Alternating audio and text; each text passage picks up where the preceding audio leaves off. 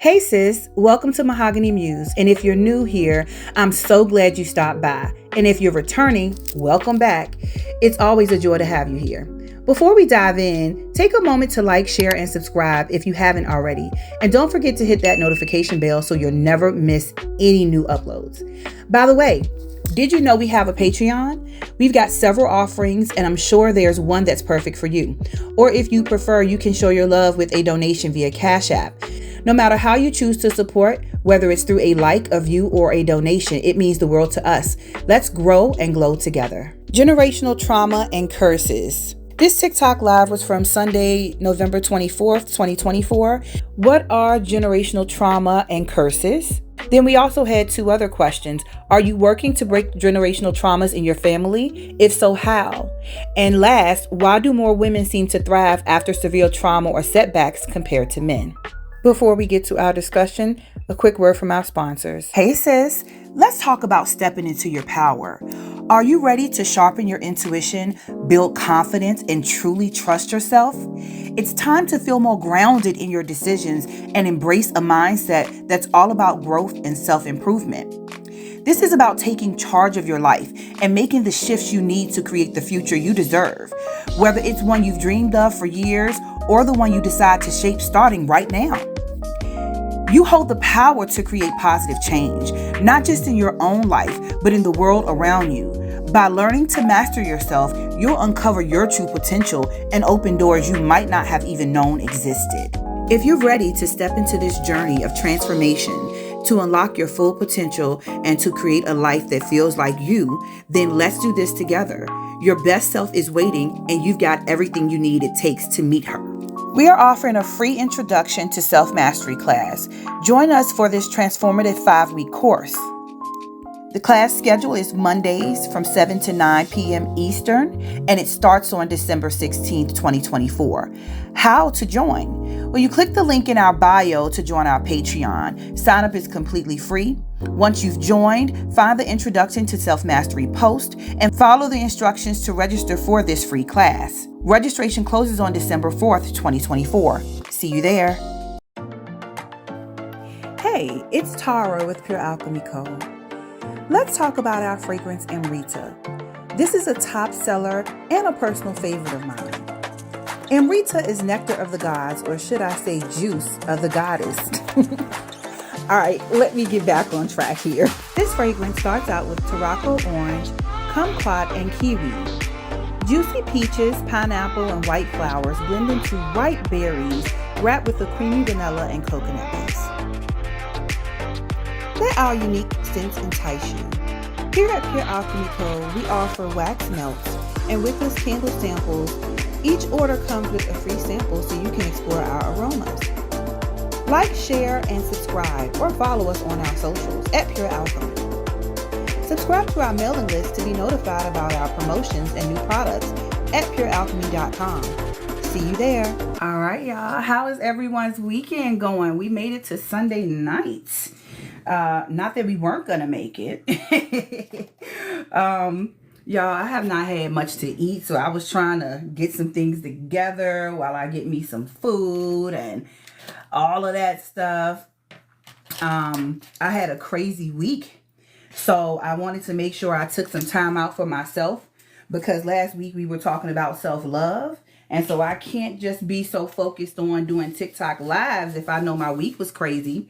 And I needed to give myself some me time, some wind down time. So I did not come on to do a live yesterday. And now I'm here today to share some time with y'all.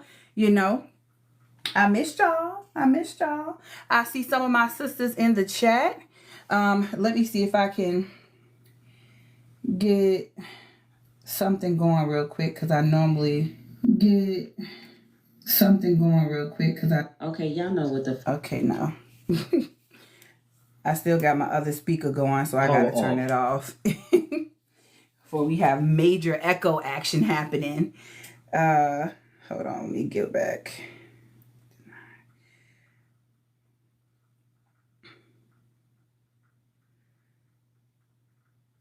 All right. So tonight we're going to be talking about generational curses and trauma. And I'm going to see if I can get the panel started. I do have some information I want to share first. And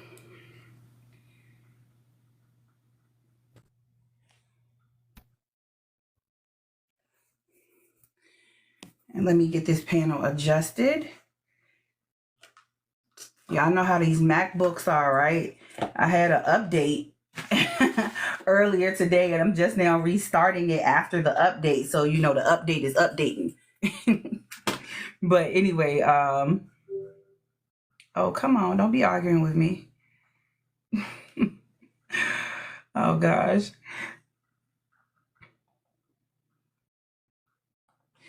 Yeah. So y'all continue to tap the screen, share out the live. Tonight, we're going to be talking about generational curses and trauma. What are generational curses and trauma? So I've got some information I'm going to share with you. I'm just trying to get logged in and everything so I can get to my notes and all of that good stuff. Oh, okay. Yes, Raven. Put your phone on the charger, sis. You know, a lot of times when it comes to self-mastery, we're focused on the things we may need to do for ourselves so that we can have, you know, we can live a better life. We can heal our wounds, but sometimes our wounds and our trauma, but sometimes we're not considering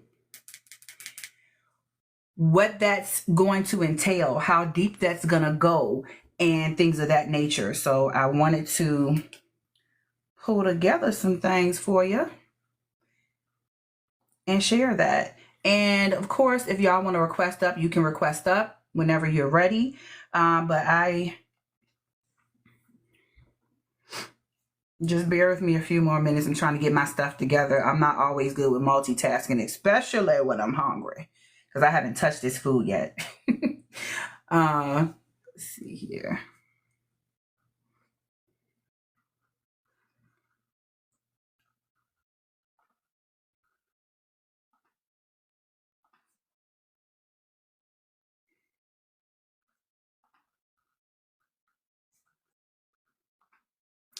So the first question I'm going to pretty much elaborate on, and Tacos, if you want to come up and join the panel, feel free to. Oh, let me check something out so I can make sure I got the panel stuff looking decent. Ah, okay, there we go.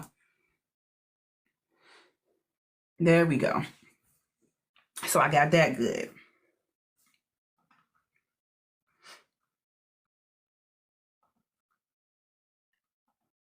All right, so generational trauma, also called intergenerational trauma or transgenerational trauma, refers to the psychological effects of traumatic events experienced by one generation that are passed down and impact subsequent generations, even if they didn't directly experience the original trauma themselves.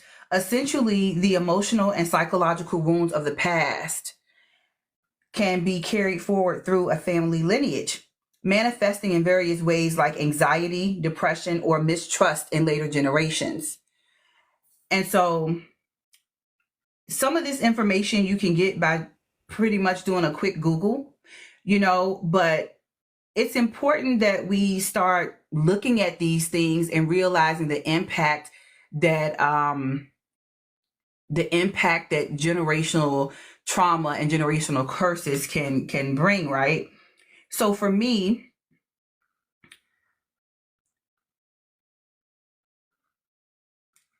I come from the thought process that generational traumas that are unhealed then become generational curses.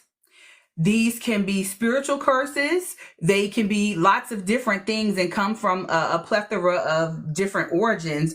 But the main thing is they become generational curses when generation after generation, we see things happening in our families and there's no intent to fix it or heal it. We just keep perpetuating the same dysfunction. At that point, it's pretty much becoming a curse. Not every curse is cast upon you. Sometimes it is created in the process of just not being willing to heal.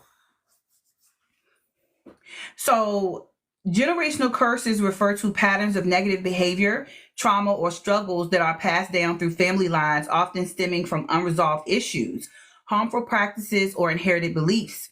These can manifest as cycles of poverty, abuse, addiction, and other challenges that continue from one generation to the next. And so they are sometimes viewed through, like I said, spiritual or psychological or even cultural perspectives. Now, as far as the generational trauma, this occurs when unresolved pain or stress experienced by one generation, such as, and these are the examples, war, abuse, discrimination, or systemic oppression, affects the well-being, coping mechanisms, and behaviors of their descendants. It often impacts family dynamics, mental health, and cultural identity, perpetuating cycles of struggle unless consciously addressed and healed. And so in the research that I pulled up, there were some key things that showed up. And let's see here. There were some key things that showed up. And the first thing that I wanted to dive into was hypersexuality. Because there's a number of things that can cause hypersexuality.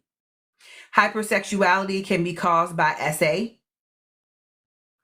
Hypersexuality can be caused by generational trauma. So generational trauma can contribute to hypersexuality in both men and women, but the effects often manifest differently due to societal expectations, gender roles, and personal coping mechanisms. So here's a quick breakdown, because I didn't just want to look at hypersexuality. I kind of wanted to identify how it shows up in men and how it shows up in women. And what I found is, for men, performance pressure. Men may develop hypersexual behaviors as a way to affirm masculinity or cope with feelings of inadequacy stemming from generational trauma, such as neglect or abuse. And y'all feel free to request up on the panel, because once I finish going into what I'm reading, of course, the conversation is going to start. Emotional suppression, and this is still under men. Due to societal norms discouraging vulnerability, men may use hypersexuality to mask emotional pain or avoid addressing deeper issues of trauma. Aggressive or risky behavior. Generational trauma linked to aggression or toxic masculinity may result in impulsive or risky sexual behaviors. Addiction cycles. Hypersexuality can become an extension of addiction patterns passed through generations, such as substance or behavioral dependencies. Now, for women, it can show up as seeking validation, body image and control, fear of rejection, and cultural stigma. So let's dive into those.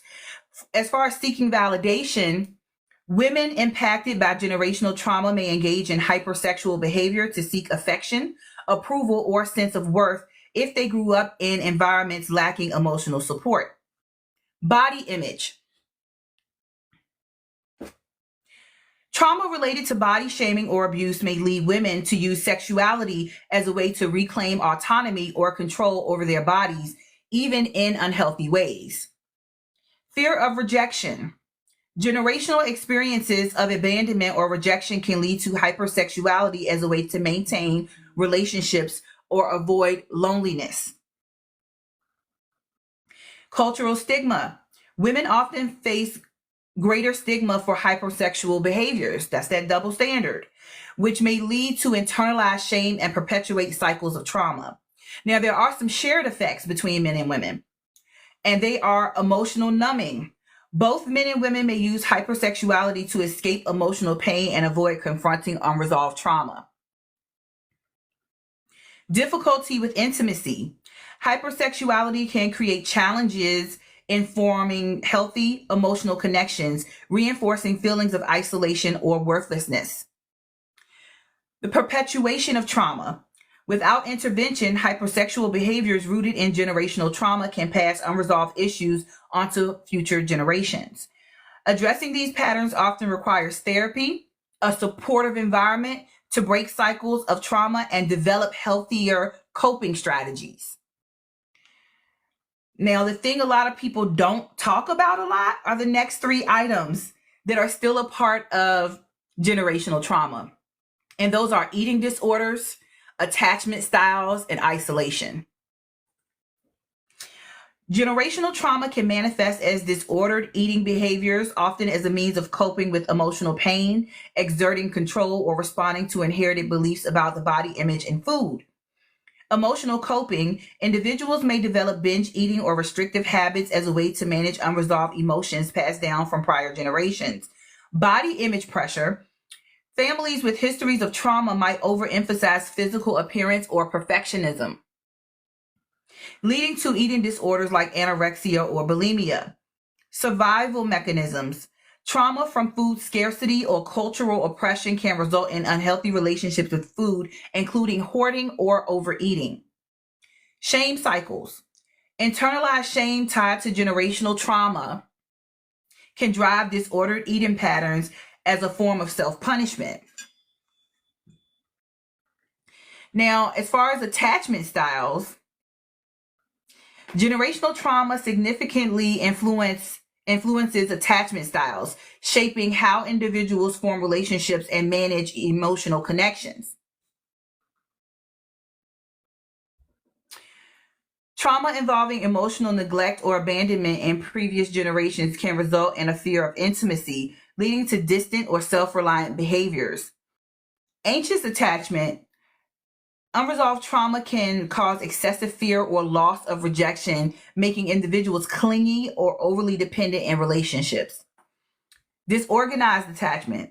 When trauma is severe, individuals may exhibit a mix of fear and a desire for connection, leading to chaotic or unpredictable relationship patterns. And then you have insecure parenting models.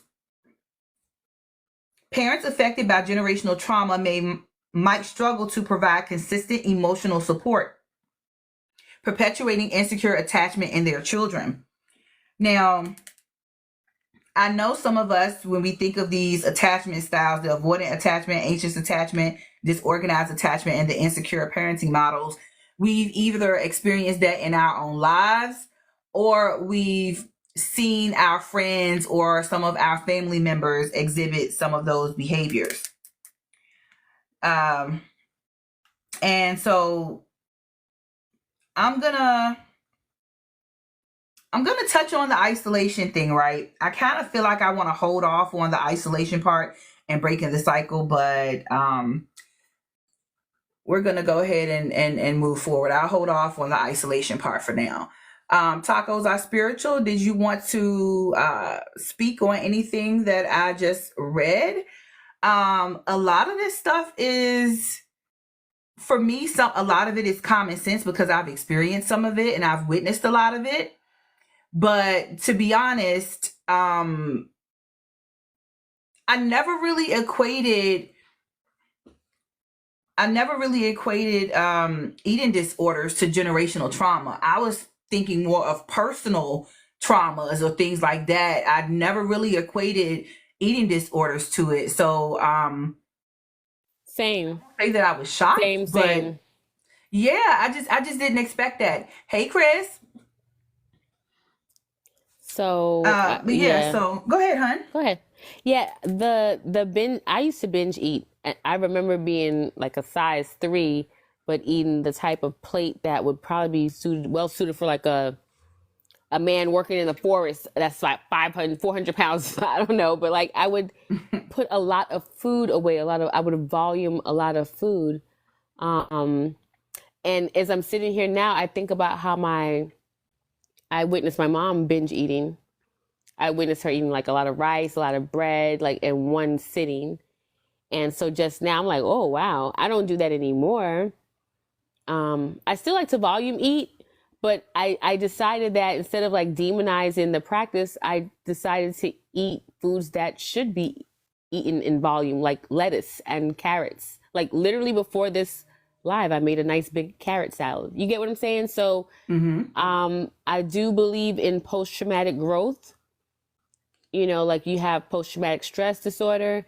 That's, I believe you can take some of the control that's available to you and turn these things right side up. So yeah, the binging thing caught me off guard.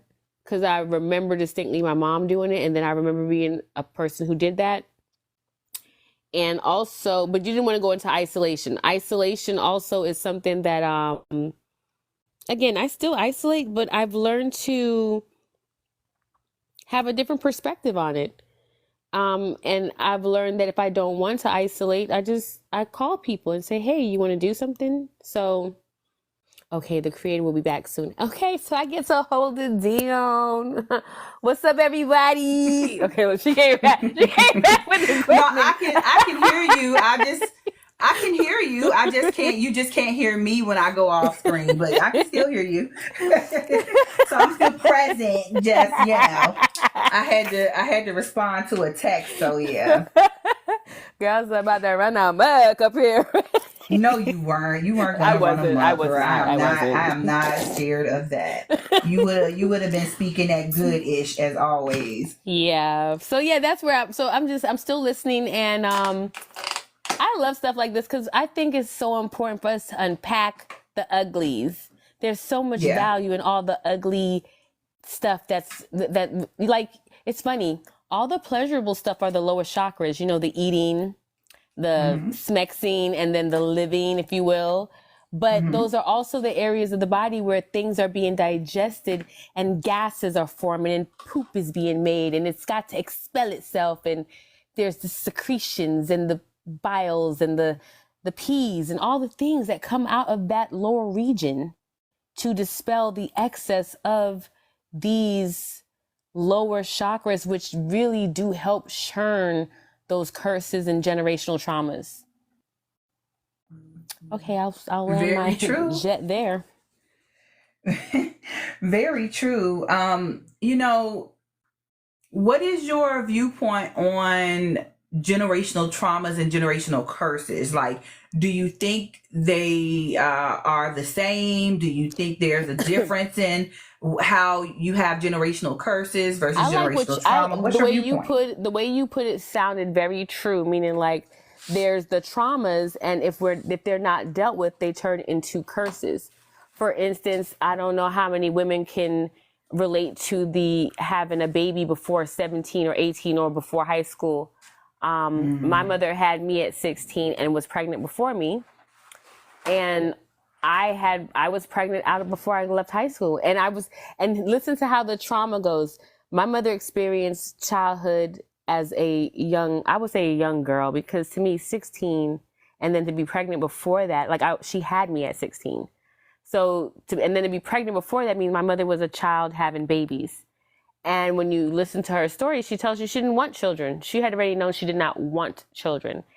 And so to have children that necessarily you maybe didn't want, and then here I go at 17, and I'm trying to get away from her because she's narcissistic, and I want to get away. And I'll never forget her saying, well, you can't leave my house. And I'm like, what do you mean? She's like, well, unless you go get pregnant or something, you can't go nowhere. You're going to be here. So what do you think I did? Wow. I went out and got pregnant. I tried my damn with a man I really didn't love, but was good enough. And I really tried, and my body would not get pregnant. It took forever. It took this man doing weird stuff. Anyway, the point is, by 18, I had a baby. And guess what? I had the baby, moved in with the man. Of course he was abusive. Of course it was terrible. Of course it was the wrong choice. And guess what? I'm back at her house with child by 19. So I was able to break that trauma somehow with my girl. I did a lot of therapy and a lot of work to be where I'm at now. So my daughters, I like to say they're very self-centered. They don't know no boyfriends, if you know what I'm saying, and barely no girlfriends either. And they have no children, and they are 25 and 18. So for me, I broke that curse in my specific lineage because my mother did it, and then I did it, and we both did it unconsciously for whatever reason to get out of a situation. I think in her situation, literally, I'm named after my father's ex-girlfriend's child. So I think we know why she got pregnant. You know what I'm saying? So I like what you said. These traumas stack up, and if you don't deal with it, it creates a curse in the bloodline. which is like, which to me, what we're really saying with, if we're saying curse, we're saying it's causing an epigenetic indent or impression that now other people in the bloodline have to endure or heal through. So I do think that, yeah, I like the way you put that. You know, there's the traumas that happen, things happen, and if not dealt with, they turn into curses or self hexes. Wow, that was Yeah. a lot. That was a lot. I'm still processing Really, the fact that your mother told you you can't leave, well, unless you get pregnant or something, and then of course because you wanted to leave, you actually went and wow, yes, I wow. was resourceful because I was raised under the mindset of a woman who had trauma from being raised in the islands of Trinidad and Tobago. And then and then we have this, then there's a trauma, which, okay, so there's that. And also how I know, to me, this conversation is, it doesn't make me emotional unless I want it to, meaning there's a reason to feel all of the feelings that come with what I have lived through and endured. Meaning that my grandmother from Trinidad left her 5 children in Trinidad from the ages of 6, 5, 4, 3, 2, 1, literally like stair step children, because her husband at the time was raping her and beating her beyond recognition. And so she escaped literally to the Americas. And we found out later that he did actually attempt to come there to unalive her, but he was unsuccessful and deported back to Trinidad. But however, her children were left there with her. My mother would have been the second oldest. So my uncle is the first child, then my mother's born. And then another aunt, another aunt, and then a baby boy, an uncle. So she did not see her mother from the ages of 5 until she got to the United States, and that was after she had me at 17. So that's when I came to the States at 11 months old. And so from 17 till now, she has access to her mom. She actually lives next door to my grandma now. So, you know, they have their healing, they have their storyline, they have their narrative. But the interesting thing was at the age of I had just turned 5, spring of me turning 5, and my mother went to visit Trinidad to see my father. So we went to see my dad, and I'll never forget, we were having breakfast one morning, and she's like, my plane is going to be here in a little while, so I'm leaving. And I was like, okay, so let me go get my stuff. And she was basically like, no, you're staying here. So some way she found another way to enact her trauma onto me by basically discarding me from the ages of 5 to 7 in a foreign country. And it wasn't my choosing. And it fractured me in a way that I am still healing from. And by the time I see her again, she did the flowers in the attic thing, which means me and my brother were left in Trinidad.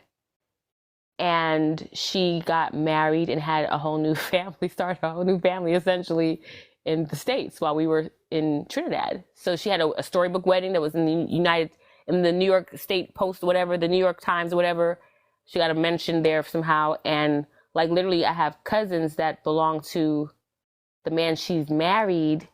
They were her flower girl and her ring bearer while she had children of that age who could have participated. My point is, she found a way to enact that same trauma of leave, even though she didn't leave because her life depended on it. She discarded because she wanted to have a semblance of a young life. Remember, her storyline is that she doesn't want children, but somehow here she is with 2.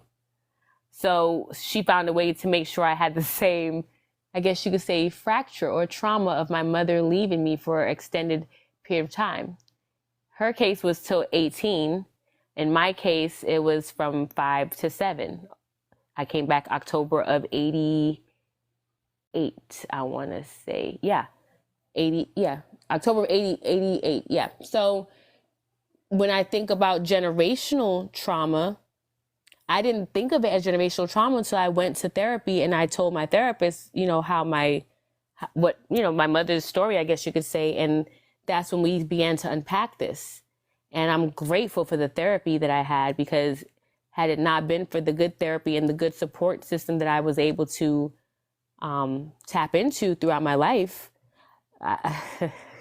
child, never would I made it. So, it's a narrow, it's like there's a predictive order of things with people who dealt with my level of trauma, how with what the society expects you to like be like from dealing with that stuff. And I don't have those markers because I chose post-traumatic growth. I chose that. So yeah, this for me, this conversation is very like, I don't want to use the word fun, but enlightening. I will say enlightening as well as fortifying and necessary. So I'm glad that I'm able to speak about it. And I apologize if I'm triggering anyone, but I'm able to speak about it without being triggered myself because I have done the healing work. Well, thank you so much for sharing, because that's a lot, and a lot of us don't. A lot of people have not reached that level of acceptance of their past and being honest with themselves about their experiences and the impact that it's making currently on their life. And when we don't unpack it, when we don't really examine ourselves, when we don't become self-aware, um, it's really hard to move forward and to live a productive life for yourself. Not productive in somebody else's eyes, but for you, because it's my In truth. all the eyes, Tara. I mean, I mean, I had to say it like that. It's when you know what I'm saying. It's your eyes. That if like me, I was a chronic people pleaser. Their eyes. It was, you want to do it all, and you're aware that you're not. Mm-hmm. So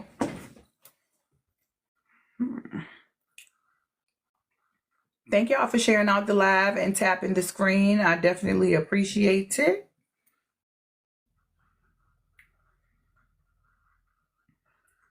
I'm trying to do something on my phone, so bear with me.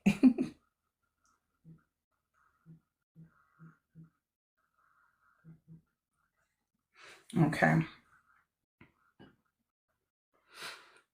But yes, as for me, excuse me.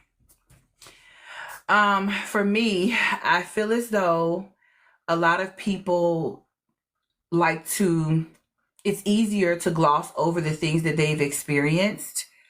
Um, it's either to gloss over the things they've experienced if it's easier to gloss over the things they've experienced if they think it's too hard to address those things, if they think it's too hard to unpack, if they just think it's just too much trouble. It's much easier to just pack it away and keep going. But then these different things can continue to come up in our lives, and interfere with different goals. It can interfere with the lack of boundaries. It interferes and it affects how we allow people to treat us and how we treat other people, So I'm going to continue to read what I was reading earlier or sharing with you all, and then we can open up the panel some more. Of course, anyone who's in the comments, if you want to participate with the discussion, let me know. I'm going to switch it to the other questions here. Actually, after I read what I'm about to read about isolation, and I'm gonna save breaking the cycles for a little later in the conversation. But I do want to speak on the isolation piece. So generational trauma can contribute to a tendency toward emotional or social withdrawal. So some people will opt to just completely withdraw. And when you withdraw, you don't know social cues. You don't have social soft skills in most cases, because you've isolated. And so when it comes time for you to integrate back with society or deal with society, there's different things that can occur, such as, anger outbursts and things of that nature, because you have isolated so long and not interacting with other people. And that's not to say it's a good or bad thing. It's just something that happens. So a lot of times when I interacted with people like that, I try to learn about them. If it's somebody that I have a I've developed some sort of acquaintance with, I try to understand them. I try to talk to them, see if I can get a little bit of their story, because oftentimes somebody's behavior has a root. And so instead of me treating them for the symptom, like much like doctors do, they treat you for a symptom. It's better if you try to focus on, well, where's the root cause? Where's this coming from? What happened that produced this? And once you know a little bit about someone's story, it's up to you how you manage it. But for me, I don't want to, as far as women are concerned, I don't want to interact with women out of hurtful places because I've been hurt by other women, for example. So it would make no sense for me to treat all of you all or anybody new that I met based on one experience or two experiences with previous women. It would make sense for me to try to get to learn you and know you, and use my skill set of emotional intelligence and discernment and things of that nature, so I can figure out if you're the right person I want to invite into my life. Because when you have people in your life, it's an invitation, and they don't have to be there. When you allow them space to sit and talk with you, that's an invitation. And then when you feel that that invitation is no longer needed, you can absolutely remove it. Okay. All right, Trini, I saw your note there. Bella, did you mean to drop? I was about to say hello to you. But anyway, while we're waiting, let me go ahead and read the isolation part.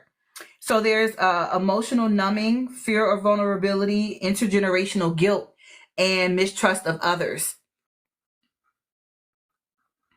So for emotional numbing, trauma often leads to detachment from emotions, making it difficult to connect with others or maintain relationships. Fear of vulnerability. Individuals may isolate themselves to avoid the risk of rejection or betrayal, especially if previous especially if previous generations experienced these dynamics. So intergenerational guilt is feelings of guilt or shame inherited from traumatic family histories and can lead to self-imposed isolation as a way to manage internal conflict. Mistrust of others. Historical traumas involving oppression, violence, or betrayal can create a deep-seated mistrust, making social engagement feel unsafe. This is the part that a lot of people don't understand. When some people don't feel comfortable engaging, you're good. You're good, Bella. I knew you were gonna come on with something goofy. It's all good. You're being you, and I love you being you. So no worries. Emotional numbing, fear of vulnerability, and like some people don't trust sister circles. Some people don't trust, a lot of things, or that getting to know people, especially on social media. I think people should definitely use a process of discernment when dealing with social media spaces, because it's too easy for people to fake, front, and pose and be something they're not. It's so easy for somebody to just throw up a profile and become this person that becomes somebody they're trying to portray online, but not actually be doing those things in life, right? So for me, I take on the mission that if I'm going to listen to somebody's content other than for entertainment purposes or a quick laugh, if I'm actually listening to their content and I start to be like, oh, I really like what I'm hearing, I want to know a little bit about, well, how did this person get this viewpoint? How did they get here? Right? And the reason for that is because it's too easy to have parasocial relationships, and you are listening to somebody all the time and spending hours of your day, several days a week, listening to that person. You can take on somebody else's ideology. And once you start taking on that person's ideology, slowly you start becoming them if you're not careful. If you're not walking in your full authenticity and you are not self-aware, if you're listening to someone else too often and you're not using discernment with the information you're receiving, over time, you can start to really think that the information they're providing you is what you really think, even though it didn't generate from you. Anyway, I'm going to stop there for a moment. But that fear of vulnerability is big, and the mistrust of others is huge. Because when it comes to, you know, slavery, when it comes to the violence and oppression of people of color, and specifically the oppression of women, it's a huge thing. It's a reason that some people don't feel safe in certain spaces. Hey, Jess P. Hey, Dana. And self-love is the best love. Self-love is the best love. Okay, so real quick before we move on, Bella, I want to give you the opportunity to tell us what is your viewpoint on generational curses and generational trauma. Uh, I think you might have missed it earlier when I spoke on the fact that for me, I think that generational curses are generational traumas that have gone unhealed and unaddressed. So once we perpetuate those over generations and they're not addressed and they're not healed, at that point it becomes a curse. Now that's my standpoint. How do you view that? And what do you think about what you've been hearing so far? All right. I'm going to preface it with this. Generational curses is a continual perpetuation of the generational trauma.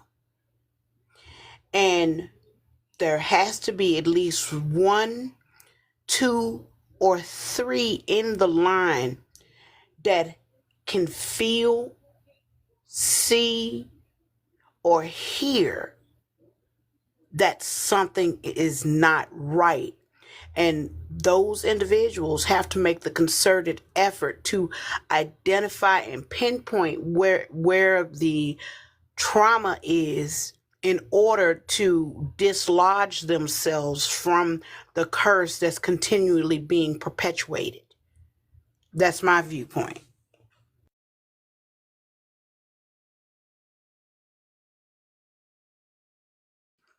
Okay, thank you for that. So, excuse me, y'all. I'm still trying to get something to eat. When I tell y'all my day been busy, it's been busy. So I'm multitasking. um, so the first question that I have here, I initially had that first question, what is generational curses and what is generational trauma? That was obviously the first question. And so now we're moving on to the other questions, right? And continue to put y'all comments in there, but feel free to request up on the panel because I like having dialogue. I think it's healthy when women have dialogue and we have discussions and share our thoughts because more information comes out and it becomes helpful for the listeners. Also, FYI, I usually, for people that miss my lives, I normally go on YouTube and post my lives. So just want to give a heads up that I'm on YouTube as Mahogany Muse 314. If you click on my profile, it's a link to take you directly to YouTube. Please follow me there. And keep in mind that this live will be posted there. So be mindful of how you express yourself because I'm not telling you not to say anything. I'm just telling you that it will be on YouTube. So choose your words in a way that you don't mind being on that platform. I just want to make sure I'm transparent about that and sharing that information because the more access that women can get to these type of conversations, it is helpful. So I don't post all of my lives there, but depending on how deep we get into this conversation, this one may go there. But if there's something that you do not want to be on there, you could just say that before you share it. And I will have one of my mods make a note and we can go back to that time frame and we can remove it. So I do make every effort to try to be respectful to women who share their stories and share their information. So I got I got an inbox. Y'all can always inbox me or you can simply say, I'm going to share this, but can you remove it later when you put it on the other platform? So just wanted to be transparent because I do care about that impact and I do cherish people's personal stories and things when they share it, and I don't want to violate that trust. Jess P, you can come up, you can share, and again, if you just want to share here and not in the other space, I can remove it. I edit these before I post them. I don't just pull them off and just throw them on YouTube. I do some editing to them, so I remove things that I may need to remove. Chris J, of course, if you want to come on up, love.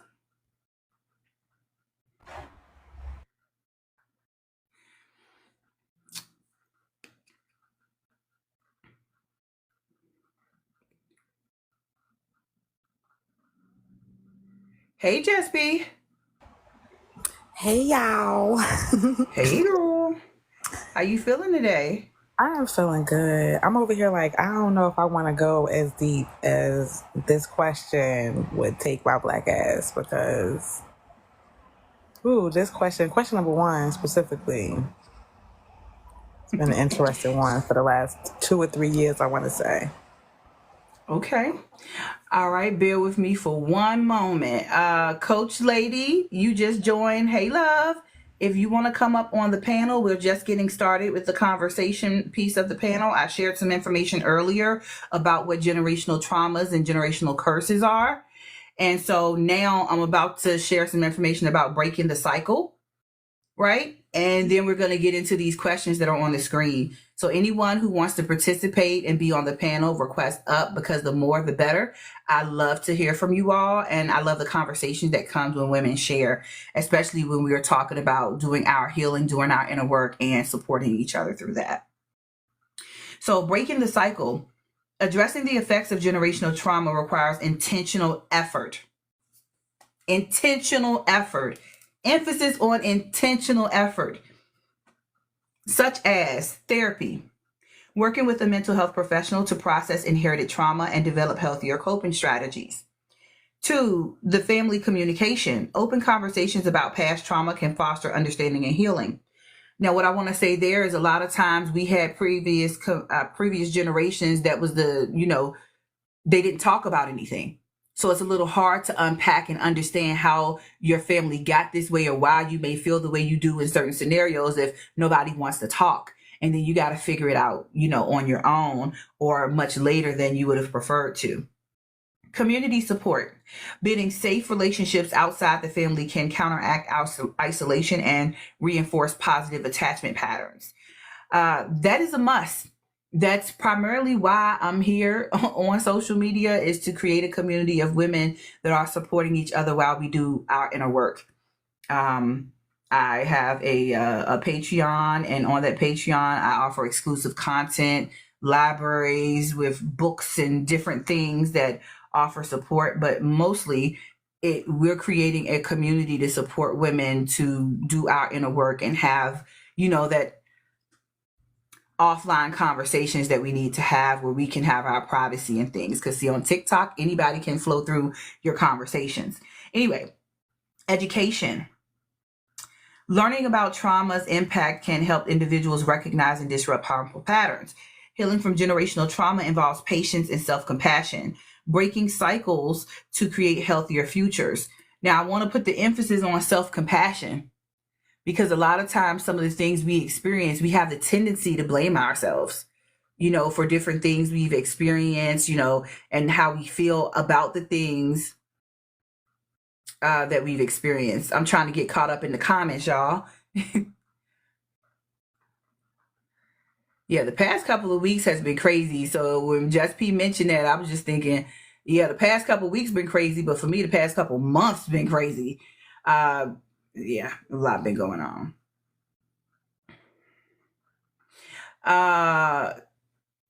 Coach Lady T, are you able to come up?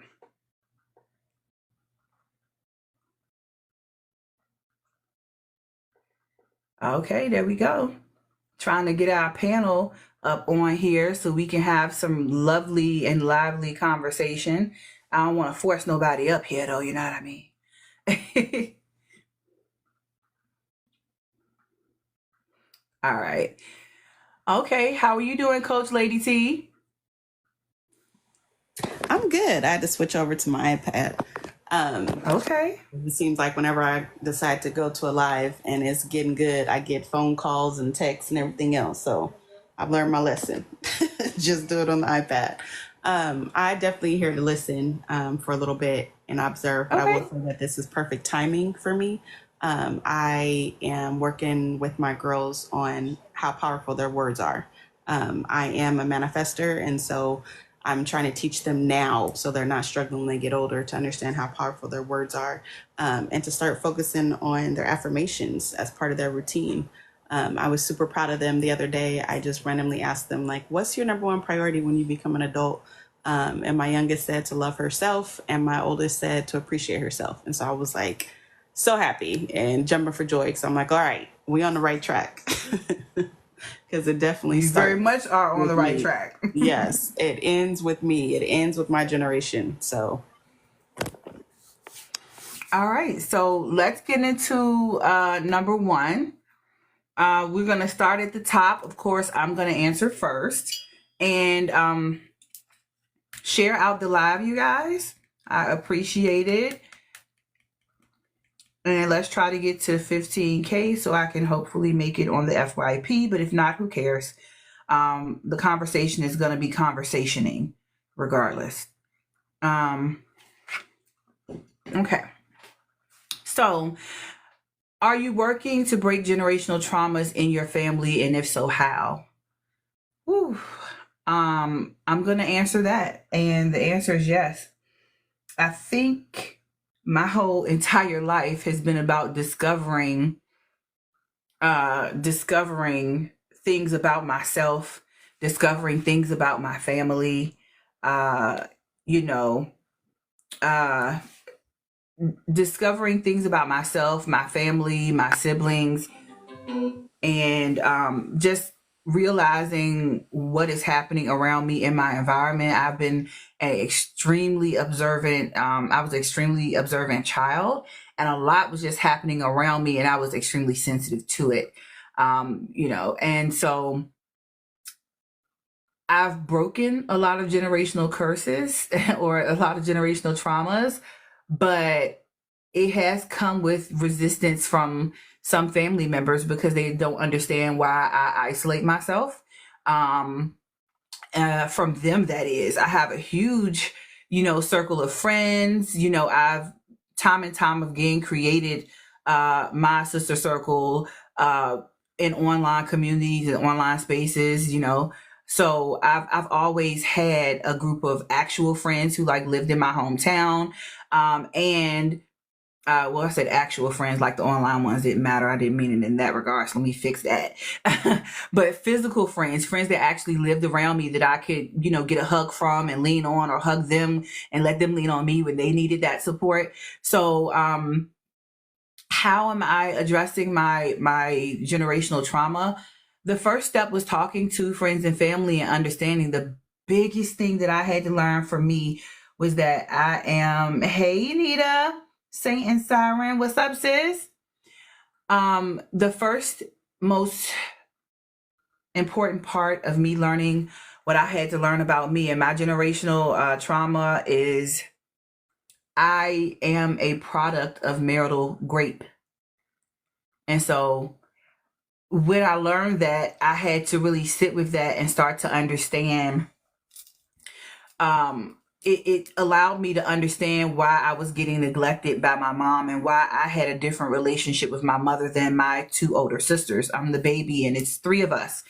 And so I didn't understand why they had a certain relationship. And some of it was just the fact that my older sister is 11 years older than me and the middle one is 6 years older than me. So some of it was just they were born in a certain generation where maybe they weren't as upfront with asking questions and things like that.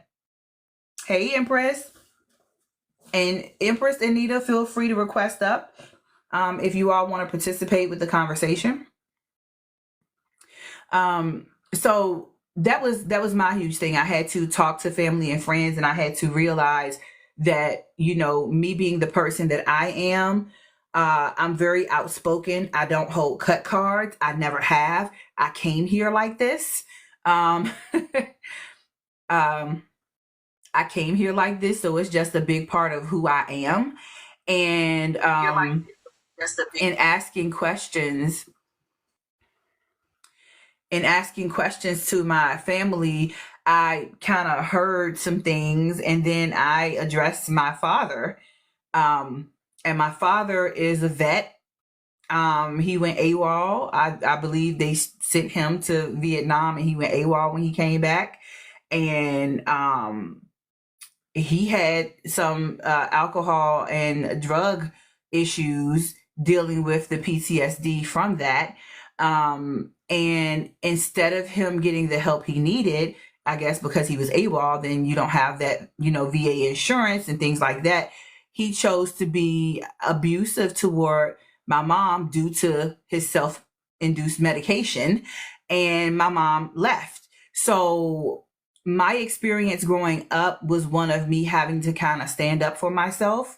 And my experience that my sister had with my mom was a different mom. The mom I had was the mother who had been abused through DV plus a marital rape.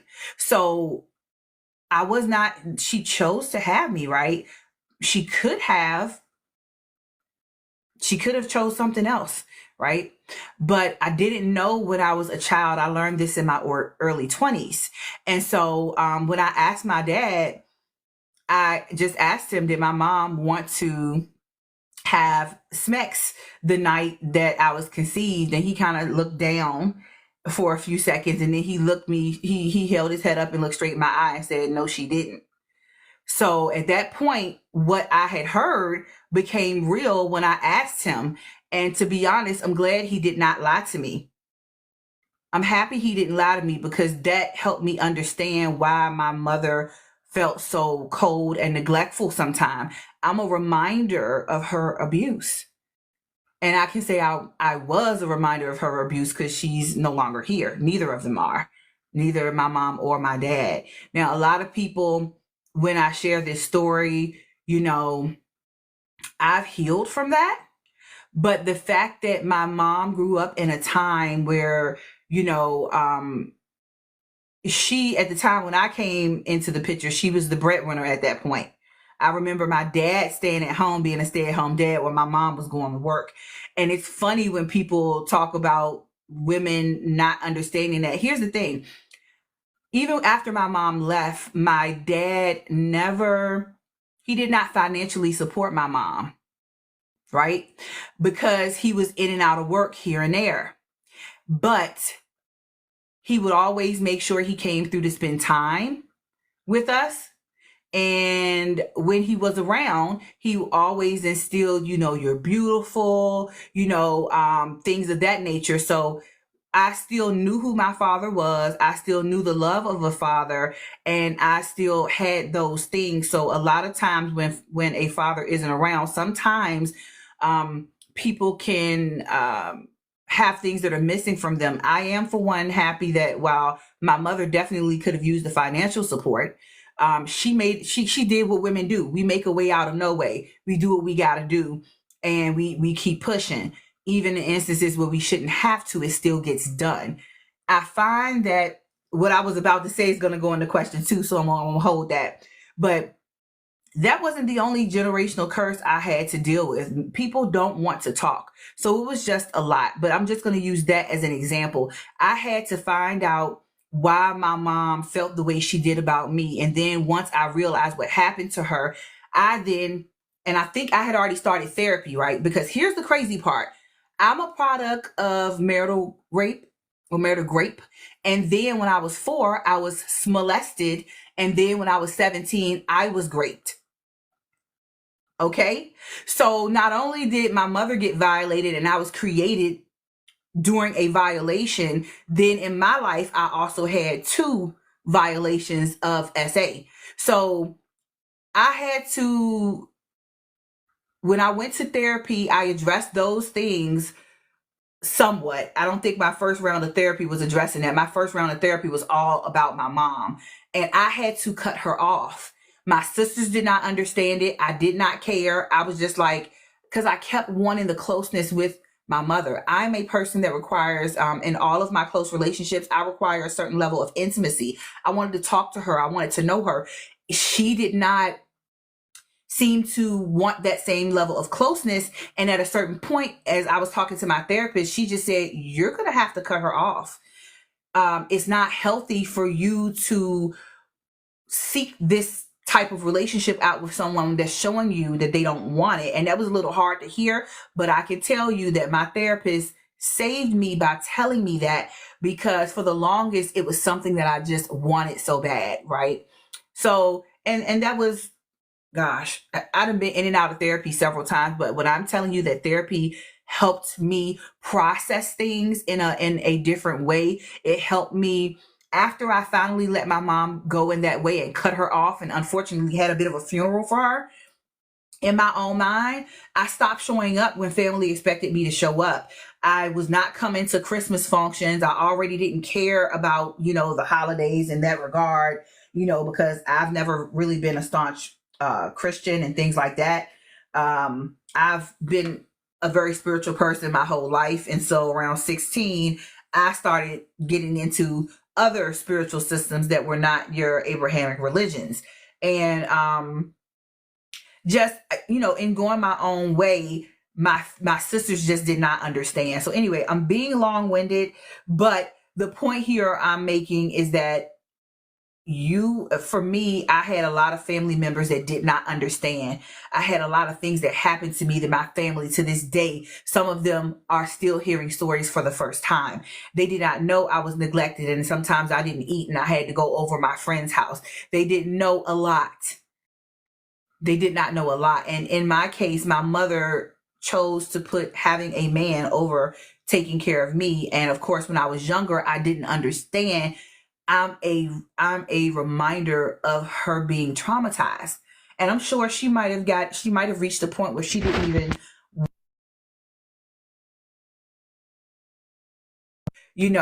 and then she had a scenario where it was forced upon her, and You're dropping she out, still, love. I know alarm had popped up on my phone. I had to turn it off. So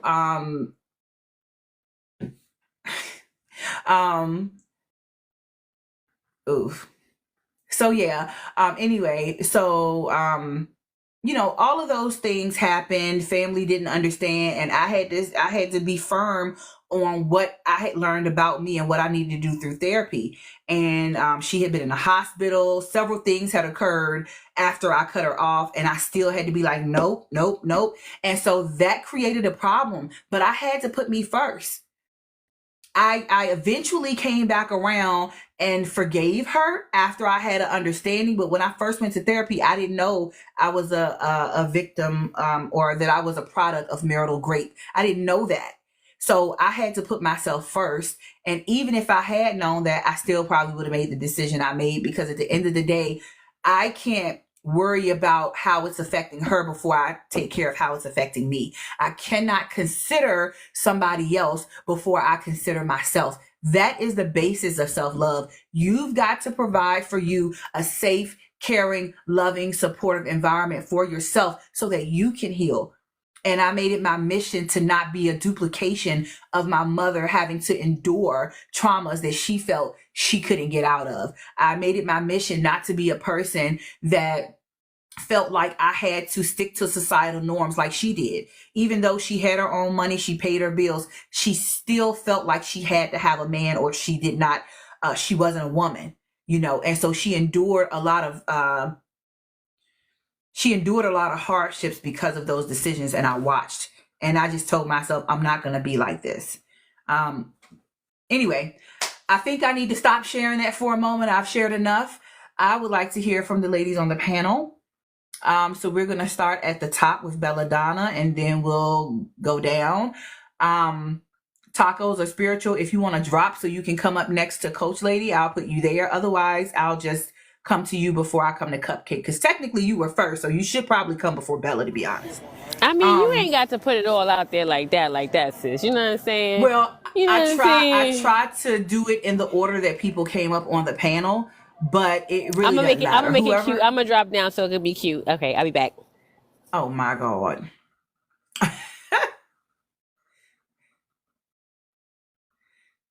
Oh boy. Anyway, Are you are you working to break generational traumas in your family? If so, how? Absolutely. considering what I have crawled on my elbows through to get to who I am today, learning that my grandfather, my mother's father, curb stomped her when she was 16 years old while me and my twin were in utero when he found out that she was pregnant.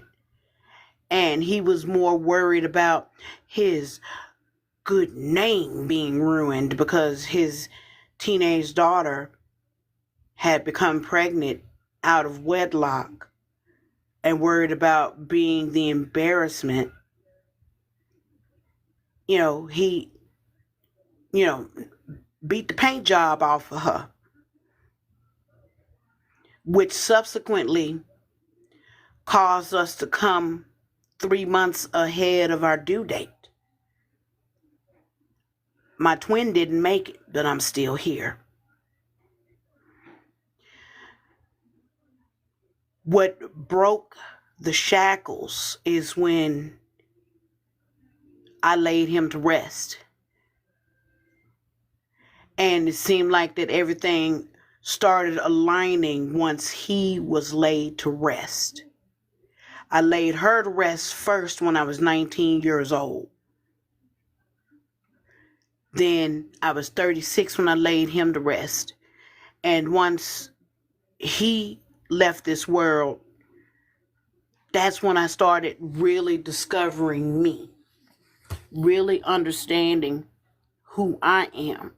Yeah, I went through a downward spiral because everything started within 3-month intervals.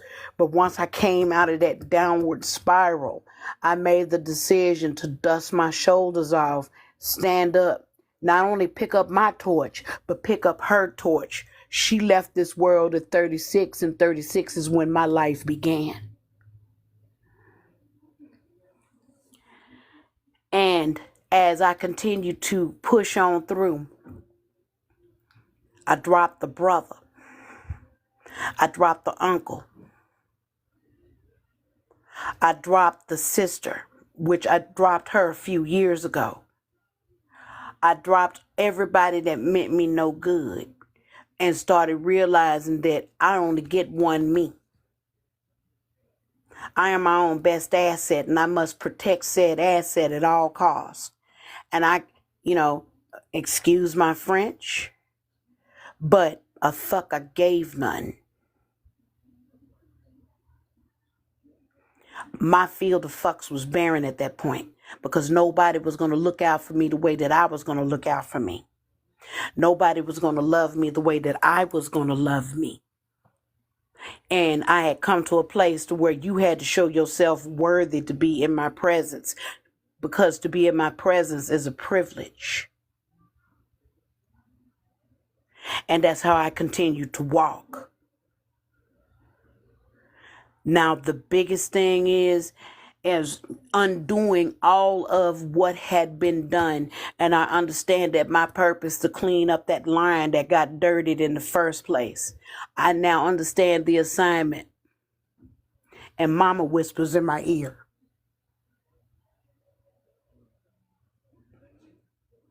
Because she'll be forever 36, but I'll keep on going.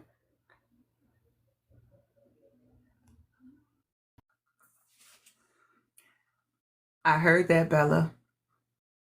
And thank you so much for sharing. We appreciate your story and your journey. Some of this stuff is not easy to talk about, which is a lot of times why people don't unpack and they don't go to therapy, and these things go unhealed. But the truth of the matter is if you're going to interact sexually with people, and you're going to be willing to create new lives and bring new lives on this side, it does not make any sense for us to not address our traumas, because we're literally giving this stuff to our children. Every woman is born with all the eggs she'll ever have. And in those eggs, since those seeds start out as female, all of your seeds have their seeds in them. So everything that happens to you is already happening to them. So at some point, the buck has to stop somewhere. And for me, it definitely stops here. I'm child free. I probably will stay that way. Cause hell, I'm 43. I made it this far. But I really, even without us having children, or if you've already had children, do you know how important you are? Do you know how valuable you are? Do you know that when you heal yourself, you we are already a part of the collective consciousness, right? So everybody that comes through this planet comes through that field of the collective consciousness. And Greg Braden states it as the divine matrix, or what have you. But anyhow, you come through that collective consciousness. So every time each one of us heals, even if we've already had children or if we decide not to have children, we add to that number of people that are a part of the collective consciousness that have done our inner work, which means that level of people that are doing their inner work rises. Why not be on that side so we can help the souls that are coming onto this planet come on to a greater level of energy, of more love, more caring, and having a better experience here. That's just my take on it. And maybe I'm being a little bit altruistic, but I'm gonna stand here. I'm gonna stand on this soapbox and on this mountaintop, because that is what I know is the truth, and that's just for me. Anyway, Jess P, how you doing, babe? Let me know if you want me to come back to you. Me? Yes. Do you want to answer number one, or do you want me to come back to you? Because I remember what you said earlier. So I want to be respectful of you. I'm up here now, so I'm gonna share. Okay. I've been trying to figure out how best to share some information, but with my family, we have an issue with speaking up. I think that's an issue in a lot of families because of the way the generations have worked. I think you had mentioned it earlier, where like a lot of generations were taught to just not talk. You don't share, you don't tell people your business and things. And so you could be in the family and not know, what was going on in your family before you got there. You brand new.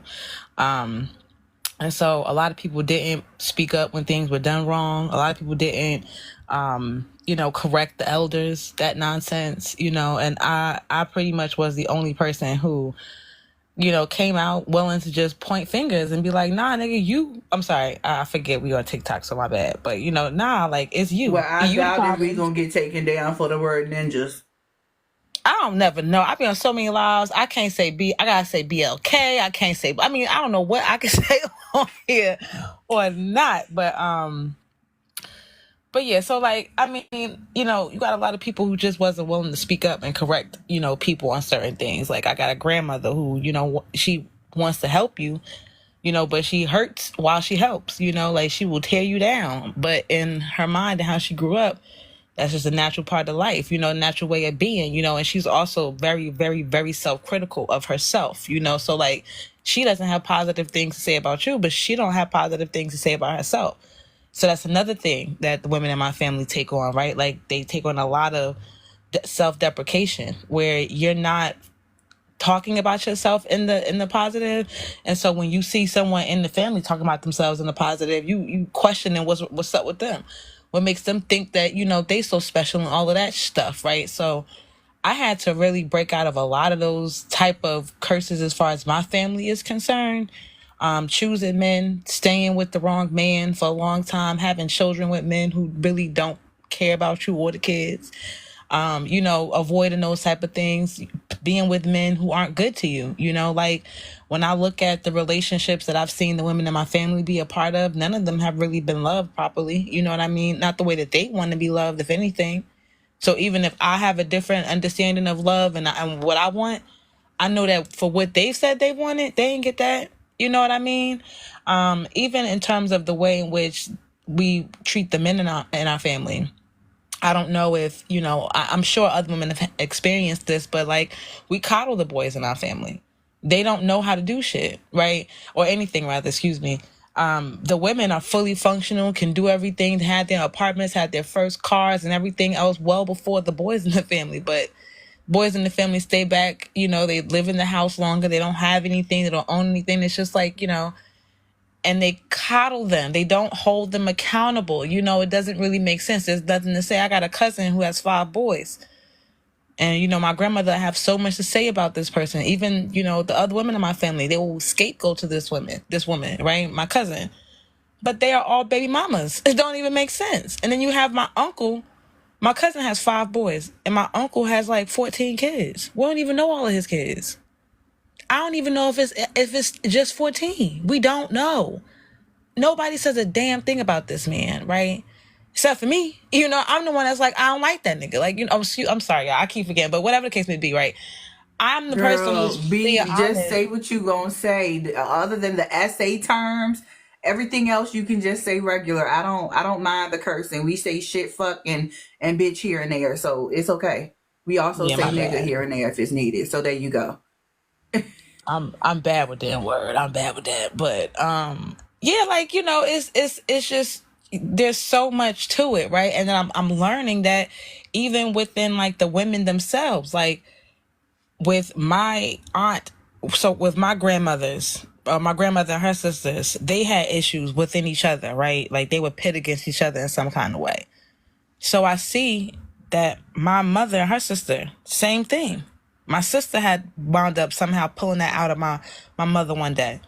And then I noticed that my cousin, which is my grandmother's my aunt's daughter, those two, they had an issue with one another, right? Where they wasn't speaking for a while. Same thing happened between me and my sister, where we had an issue, right? Where we were being pit against each other. These are things that you got to pay attention to. Has this ever happened in your family? Did you see it? You know what I mean? Like, even with my brothers, it's just certain things that like I'm noticing that are patterns, right, in our family that not everyone is really sitting down and really paying attention to and being like, okay, well, what is the basics of this? What's really going on here? Why are we really upset with each other? Why is this really going on? Why haven't we really said anything about this? Right? Why are we silent about all these things? Collectively, we see it, but we ain't saying nothing. So like, for me, I want to say that I am some things I am trying to work on. I am trying to, break or curb, but certain things, it's out of my element. You know what I mean? Like, it's certain things that I'm not going to be able to just do by myself. I can, try and see what we can do. But again, I'm the scapegoat, it's easy to point your finger and say, well, you know how Jessica is. Yeah. Jessica likes for things to be in order. Jessica likes to point out what the problem is so we can fix it and correct it. Right. So yeah, I mean, generational traumas, they show up in so many different ways. And even in patterns, and you really got to pay attention to you got to know what's been going on in your family and really be thinking about the deeper causes for what's really going on and what's happening. And so just to land my plane, yeah, I'm definitely working on breaking these generational curses. I have been trying to just learn more, just finding out more information, talking to more people, being honest, standing in my truth, being radically honest with myself, having radical acceptance. Okay, this is who I am. This is what I am not. And this is what I like. This is what I don't like. This is what I'm comfortable with, what I'm not comfortable with. Right? I had to check my grandmother about calling my cousin stupid.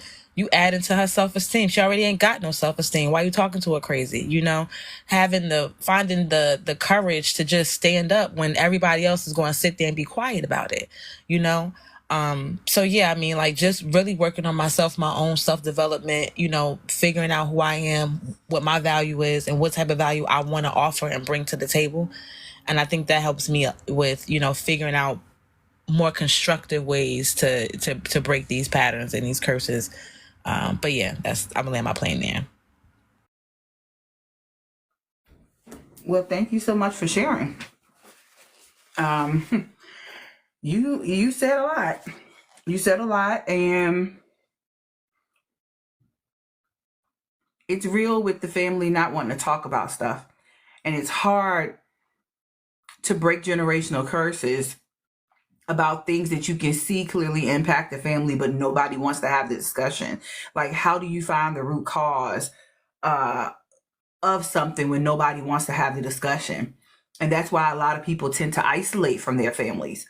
Like, for me, I don't work well with people. Okay, I see you, Bella. I got you. I don't work well with people that know there's a problem, know there's an elephant in the room, but don't want to touch it, don't want to address it, don't want to talk about it. We just want to act like what's there isn't there. I Right. don't work well with that. So I completely understand what you're saying. I'm, And when I'm you too mentioned self empathic isolation, to sorry, go ignore ahead. those things. And when you mentioned self isolation, yo, I identify so hard with that because I'm like, that's my toxic trait. I retreat to myself. But is it I'm toxic? good. Is it toxic?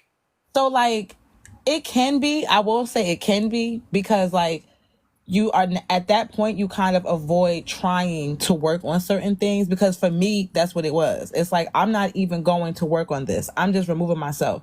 And so I don't necessarily think that like what I did was toxic. It might have just been the way that I went about it that was toxic, so I'll like I'll concede to that.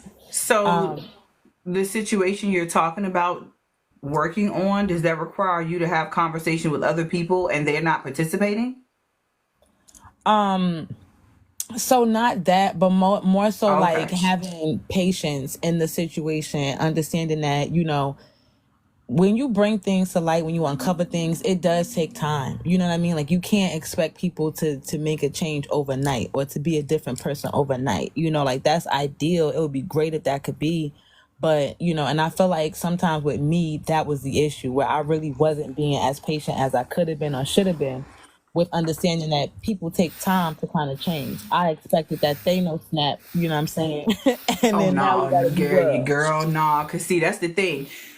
People have to first of all learn to be self-aware. Then when they become self-aware, they got to figure out if they're wearing a mask and how to take it off. Then they have to be willing to change the behaviors, and they got to learn new techniques to cope and change behaviors. So if they're not willing to change behaviors, you're not going to have a difference in outcome, because there's a lot of people that know they ain't shit but don't do the work to change their behaviors. So knowing that there's a problem there is just part, that's just the first step. So Right. yeah, I totally get you. All right. Empress, did you want to answer number one? Yes. Hey, everybody on the panel. Hey, hostess. Hey I love. was listening to everybody and really thinking about it. Honestly, for me, I feel like being a woman and knowing that the women before me were struggling to, I guess, assert themselves and have independence of some sort of agency. It makes me feel better about not being able to truly partner up with these um other male entities that are out here. Like it makes me feel better because I'm able to do what they couldn't do. Like they had to depend on men in some way, shape, or form, or they felt like they needed to because of the times, and I don't have to do that. And I feel like they push me and they help me to, you know, heal and come to these conclusions about these things, and rewire my brain about it, because they're living through me. You know, I'm able to be who I want to be every day, you know what I mean? Because of them. They weren't able to be this way. They weren't able to be spiritual or show that they have gifts or things of that nature or speak to people or even be outspoken as a woman. So I feel like I'm breaking that generational curse of just like being able to express as a woman, as a being on this plane and on this in this experience.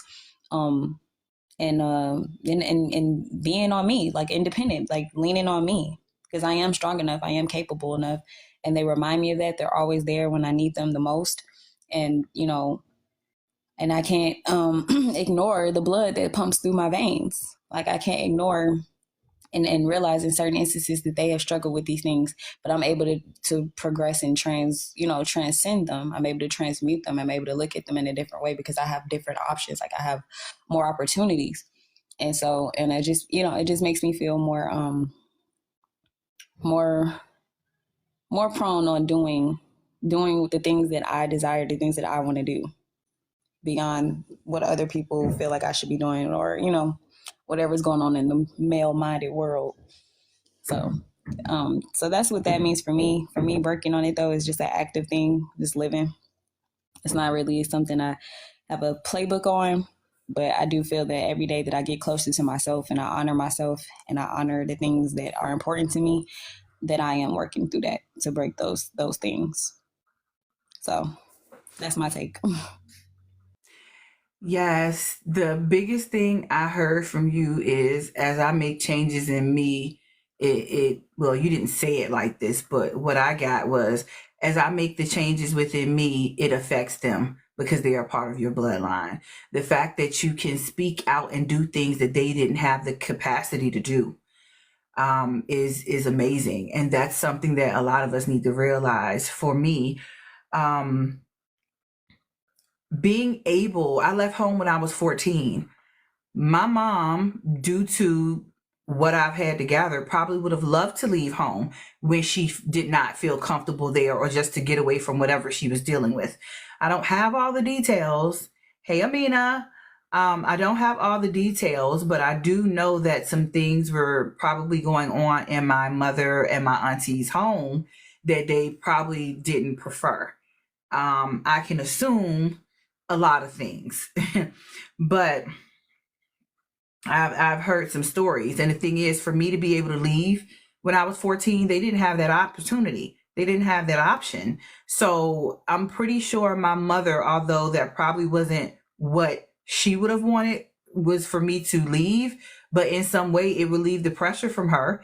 And she probably was very proud. In fact, I know she's proud.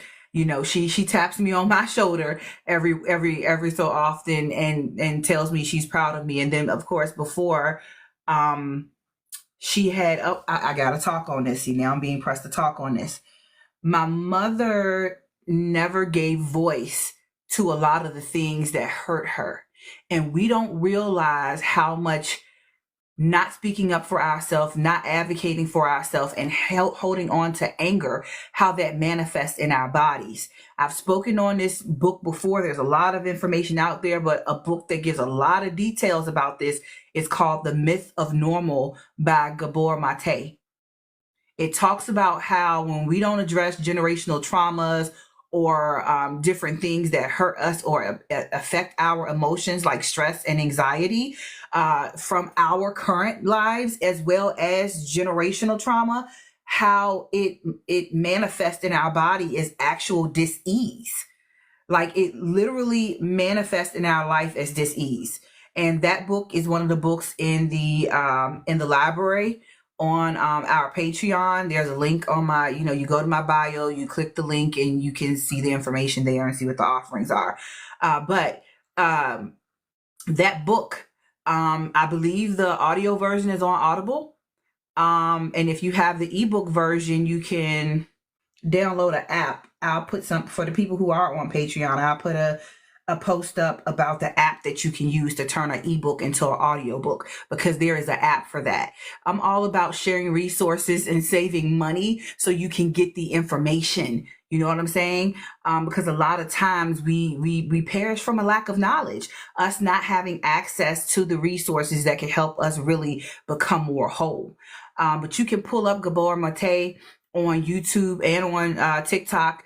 And he's, there's several interview clips and things like that where he speaks about things. I have him up in a couple of videos I made on my page as well. But the point I was making is not addressing these generational traumas literally can be life or unalivement for us. And the fact that they've gone on generation after generation after generation, it's going to be worse. And I'm going to tell this part of my mother's story. My mom, after I had, cut her off, she had an issue where her lungs almost stopped working. And my sister was like, "You're not going to go to the hospital?" I was like, "No, I'm not going." And I resisted going. My sister, my aunt, my mom's sister kind of begged me to go see her. And I was like, all right, whatever. I walked into her hospital room and tears just started falling out her eyes. Tears are falling out your eyes, ma'am, but you still don't change your behavior. And again, at this time, I didn't know that I was a product of marital rape, right? So then later, and that was, I forget what year that was, but in 2008 or 2009, she developed breast cancer. So at this point, I had already gotten through all of the things. I had become aware that I was a product of marital rape. So hold on. So I allowed for some slim type of communication. So when I heard her diagnosis, naturally, it's my mother. I don't want her to not be well. And I was studying herbs and things at the time, working on my body and some ailments that I was, because I had PCOS. And for everybody that doesn't know, PCOS is something that you absolutely can reverse. I reversed it myself. I did it naturally. I did not use any pharmaceuticals to do it. So you absolutely can reverse it on your own. But I think PCOS it starts due to stress and anxiety, which I had a lot of growing up. But anyway, so I gave my mom a list of herbs to use, and I didn't just give her the list. I went and purchased everything she needed to get her first month and a half supply. By the time that she had already scheduled to have the area removed, she didn't have to have her actual breast removed, but she did have a lumpectomy or something like that in the area. And so by the time they went to do that, the tumor had shrunk so much to the point that it wasn't there, but they had already scheduled it. So they went ahead and cut it out anyway, even though nothing was there. And that was that. And that was in 2008. Well, in 2018, 10 years later, 9 or 10 years later, we found out because my sister got a phone call from her boyfriend, the boyfriend she had been with since, for 24 years. Yeah, a boyfriend you're with for 24 years, go figure. That shit could never be me. Anyway, the boyfriend she was with for 24 years, yeah, you heard me, 24 years. I'm gonna say that for a third time now, fourth time, 24 years. I'm going to save the rest of that story for another time, y'all. But I feel the way I feel about men that do not go get their self healed for the reason that I've sat back and I've watched and studied men for a very long time. And while I do not think that every man is the same, I do take the tone that it's all until none, because if one doesn't correct their brothers, then you are complicit, just like a crime. If you didn't stop the crime from happening and you were there and you stayed to witness it, now you're an accessory to that crime. So from that perspective, it's all until it's none. And I'm gonna stand on that hill, and I don't need nobody to agree. But if y'all do agree, you get it. But anyway, so in 2018, in I think December of 2017 or January of 2018, my sister got a phone call, and pretty much she got a phone call from the boyfriend saying, y'all need to come check on your mama. She not eating. And when my sister got there, she's an RN, she kind of touched on my mom's stomach and said it was hard as a rock. Asked my mom, how come you haven't been to the doctor? And made an appointment. Within a week, my mom went to see a doctor, and they had to go run some tests, and they found out that she had stage 4 cancer of her lower female region. So not only did the cancer come back, it didn't come back to the breast, it came back to the other female parts. So it had metastasized to stage 4 to the point where they didn't even know where it originated. So you talking about your cervix, your ovaries, your pelvic area, to the point where your stomach is so big that your intestines don't have space for you to hold food. That's why she wasn't eating. So for me, when it comes to addressing generational curses and trauma, it's personal for me, because if you do not do the work, you're literally signing your own unalivement certificate. When that day comes, how it comes, it's on you. But this is everything that I have seen in life is the reason why I care for women the way I do, the reason why I'm passionate the way I do, the reason why I don't like when people play in women's faces, especially Black women. because we done been through too damn much. Okay? I feel this way because of what I've seen. And then once you add on the educating yourself about women's history and things of that nature, it's just too much. So I really, and even though I feel like this and I have this passion, I also have the understanding that just because I want someone else well doesn't mean I have the right to tell them when to do it or how it looks like. So my role is to offer support and to offer resources so we can do the work. It's not for me to tell people how to do it and what it should look like, because that's an individual decision. But if there's nothing else I can help with, I can definitely help you master yourself. I can help you get to the resources. But yeah. Let me catch up with the comments right quick. Yeah, it is an embarrassment. Being in a relationship with somebody that long is it's fucking ridiculous. And here's the key. After she passed, she hadn't even been gone. So she got one chemo treatment. I had moved to a different state. I wasn't there. And so I had talked to her here and there. We had done some video calls, and this was in 2018. And I get a phone call, and I already knew what type of phone calls this was before I got it, because it hit me while I was working. And I was, I had already scheduled my flight to go back home the next day. She passed the day before my flight was scheduled to go to see her. And I talked to her like maybe an hour before it happened. And when I heard it in her voice, I called a couple of my cousins and said, you need to call your aunt now. And he was like, what you mean? I said, you need to call her now. Right now. You need to call her. Whatever you're doing, stop. Go on and make those phone calls right now. And several of them listened, because within an hour and a half between me leaving work and getting home, she was gone. Do not play with y'all health. Do not play with these things, these traumas. Do not move around in life not advocating for yourself. And the very man that waited till her breath came out of her, within a few minutes and the doctor leaving the room, he started asking my sister about life insurance. Okay? Chill. He started asking her about life insurance. And to add insult to injury, my mother purchased a house. And when she purchased that house, the house was in her name. It got refinanced when she went through chemotherapy the first time in 2008. And when it was refinanced, his name got put on the deed. Who idea you think that was, to refinance a house during a year that somebody's going through chemo? Who idea you think that is? So the house get refinanced because as soon as all this happened, I started looking at paperwork, and I said to my sisters, I don't do petty. So if y'all want to look into what's going on with this house and handle the estate, do it now. I don't do stuff when I'm in an angry mode. I don't do things you did this, so I'm gonna get back at you. I don't handle myself like that.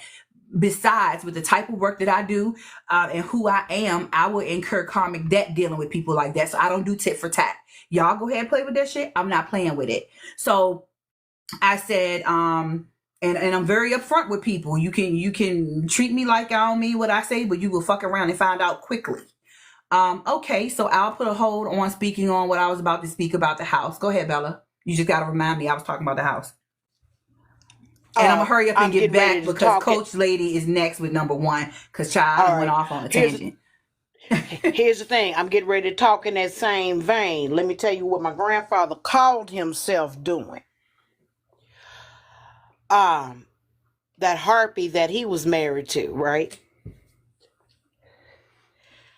She had 2 husbands prior to him. Nobody knows where those 2 husbands went. When they got together, she ended up getting him to pay that house off. Right?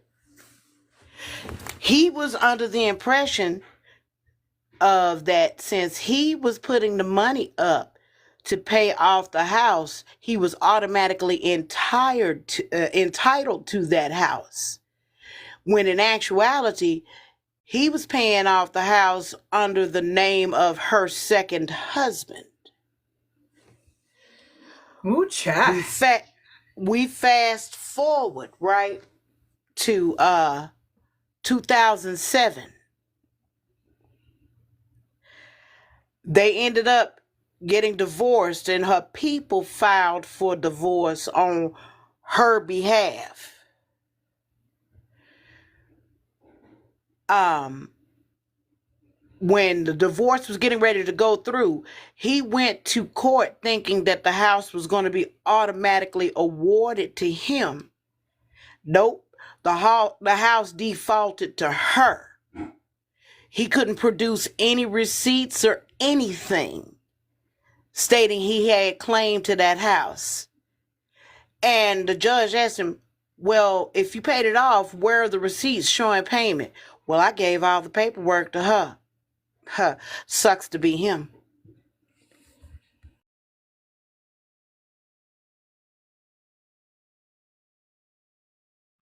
Girl.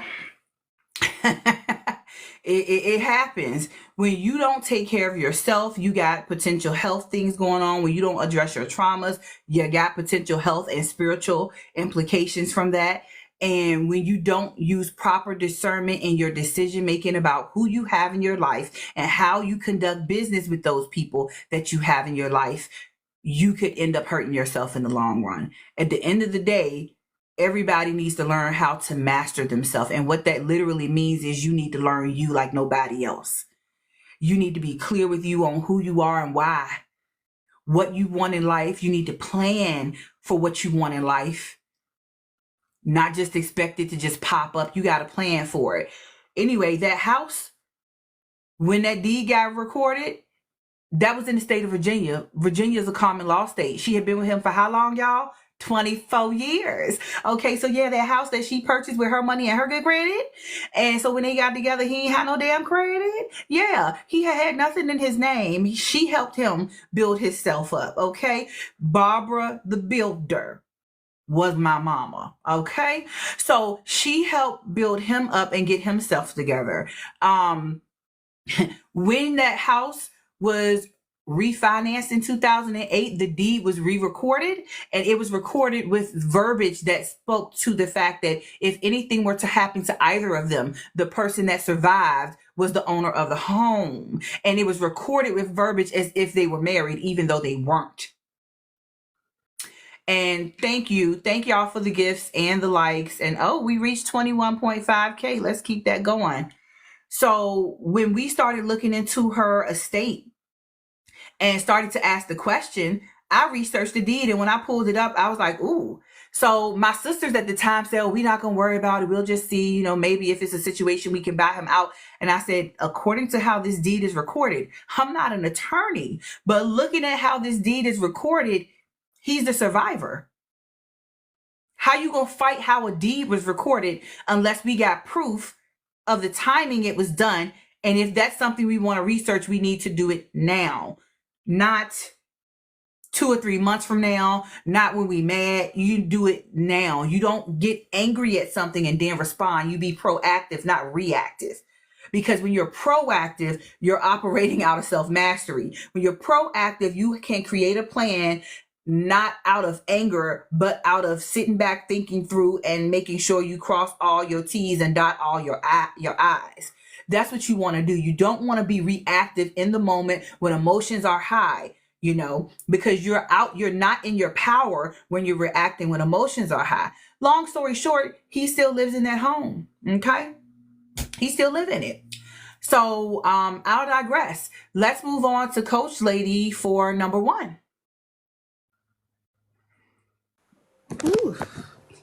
Yeah, girl, I'm sorry. You are fine. I love these topics. And speaking of, as far as taking care of ourselves and health, I have frequency music playing in the background. And I hope that we can end with some breath work, because we don't even want to hold this stuff in while talking about it. It makes a difference. Absolutely. When we are done, that is perfect. I love it. It's crazy. So I want to go back to something you mentioned about the opportunity. I think 2 of you said it. That's what upsets me, is that we do have the opportunity to heal these generational curses and trauma. And so the family members that don't and want to sit in it and be mad at everybody. It upsets me, not so much for them as it is their children. So I'm the second oldest of 15 grandchildren, and we now have 24 great grands. And all I can do is sit back and send healing energy to the great grands, to everybody, but the great grands especially, because they mamas and daddies want to act a fool and be stuck in the past. And it's like Jess said, where they don't want to talk about it. And you get tired of trying to have these conversations. And I'm like you, I don't have the patience. I've tried. I had a cousin who was mad at me over something so small for 4 years and kept telling me that she wasn't ready to talk about it. And then told my sister about it within like 2 minutes. It got to the point then where I was like, okay, no, that's mental abuse. You holding something over me, telling me that we can't talk about it, knowing that it's bothering me, is a different type of level that I'm not dealing with. So I just wanted to address that part, that I'm upset that we have the opportunity, but I know everybody's not where we are. But at the end of the day, if you're over 25, in my mind, it's time for you to start. Things are out there. We know a lot more now. Someone else said in the comments, the resources we have now are way better. So for me, it was healing my inner child as far as breaking the generational traumas and standing up for myself, like someone else said, being that voice. But I will say it was hard, but I had to tell my inner child, you can't heal your mother's wounds for her. You cannot heal her wounds for her. And I will never get the mother I needed or wanted because I'm grown. I can't go back in time. And I think that was a hard pill to swallow for me. But I decided to turn that around and say, you know what? I will make sure to be the mother I need to be for my children. And one of the hardest things I did was tell my daughter's therapist is that I had to take a break from all the work and the classes and the workshops and everything else she had me doing because it, quote unquote, wasn't working. And it made me realize it wasn't working because I was being triggered. It wasn't my child, it was me. I had to go back and work on my stuff and handle what I was going through and what I have been through in order to be able to go forward and add new tools. I couldn't add anything else. I couldn't take one more class, one more nothing. Because I'm like, at this point, y'all don't know what you're talking about because nobody's talking about the childhood trauma and nobody's talking about how I'm supposed to raise my children and look at them and see parts of my ex-husband and my abuser.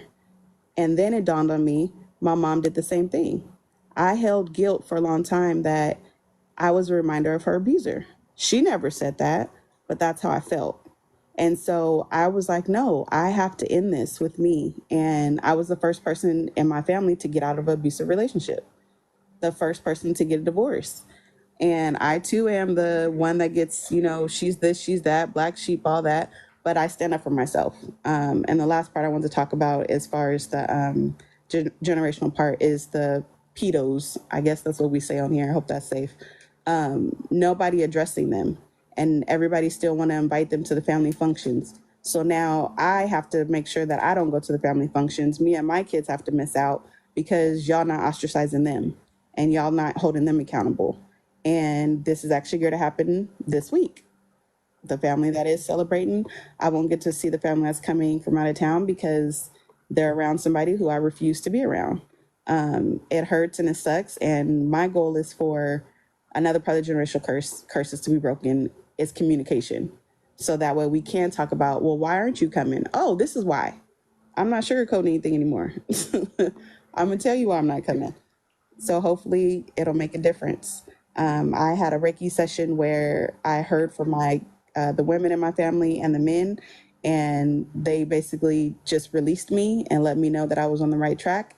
And I released them and got to see tears turn to smiles. And so it felt really good. So that's how I am definitely breaking these traumas and generational curses. Well, thank you so much for sharing that information. This is why I love talking to women, y'all. I'm biased. I will never apologize for being biased, but I feel like a lot of women are out here doing the work. We're trying to protect our progeny, like I'm a vamp from True Blood, protecting your progeny. We're trying our best to do what we need to do for ourselves. And all we need is tools. All we need is resources. support system, you know? So we're going to go ahead to tacos are spiritual if you want to answer number one, and then we'll be getting to cupcake shortly after. Okay. It's funny. I never really thought about it as much as I'm thinking about it right now. Like the wording, are you working to break? I mean, the easy answer is yes, but it never. I remember the last conversation I had with my mother when I realized I had to go full blown no contact. And my grandmother was present for this conversation as well as my oldest daughter. And I'll never forget my grandmother saying, you know, Stacy, we have the same problems you have. And we go through the same thing you go through. And we have all the same hurt, girl. But we just keep going. And we're going. And we're going. And we do what we have to do. We show up. And we just have to leave that stuff where it's at, you know? And I said, no, I do not know. I have to work on it. I have to fight it. I have to go at it. And I said, Grandma, to be honest, when I fight it, when I go at it, when I kick whatever's making me feel insecure as ass or whatever, I feel good. When I fight whatever y'all refuse to fight, whatever it is that y'all refuse to look at and deal with, when I punch it in the face, I feel real good. So I'm going to keep doing that. And I'm not going to do that with y'all on my back. So y'all can go. I had told them they could leave my house at that time with love. And I did say with love. And I realized I had to reassess my boundaries with them. And I had to, for a while, give my grandmother some space because I wasn't sure if she was a flying monkey or just still somewhat ignorant. And I did not want to, someone else said they had to get with their grandma. I had to recently do that as well. She had gotten very comfortable calling the children she had to leave in Trinidad casualties of war. And I had to let her know, these are my aunts and my uncle and my mother. And you saying stuff like this to them in their presence, they're casualties of the war. The war was yours, sis. They didn't have no fight in that. They couldn't protect themselves in that. So for you to tell the people who became victims of your choices that they are casualties of war, which means they are nothing, essentially. They're on some level unalive. They're not here. They're not present. That's what you're saying to your children, to their face. And you wonder why some of them do not talk to you. And she said, oh my goodness, I didn't know it was that deep. Oh, sighs, prayers, and forgiveness, child. And I just had to breathe because I realized with her, it is somewhat of a willful ignorance because it comes from that generation. And some of them just disassociate from the truth.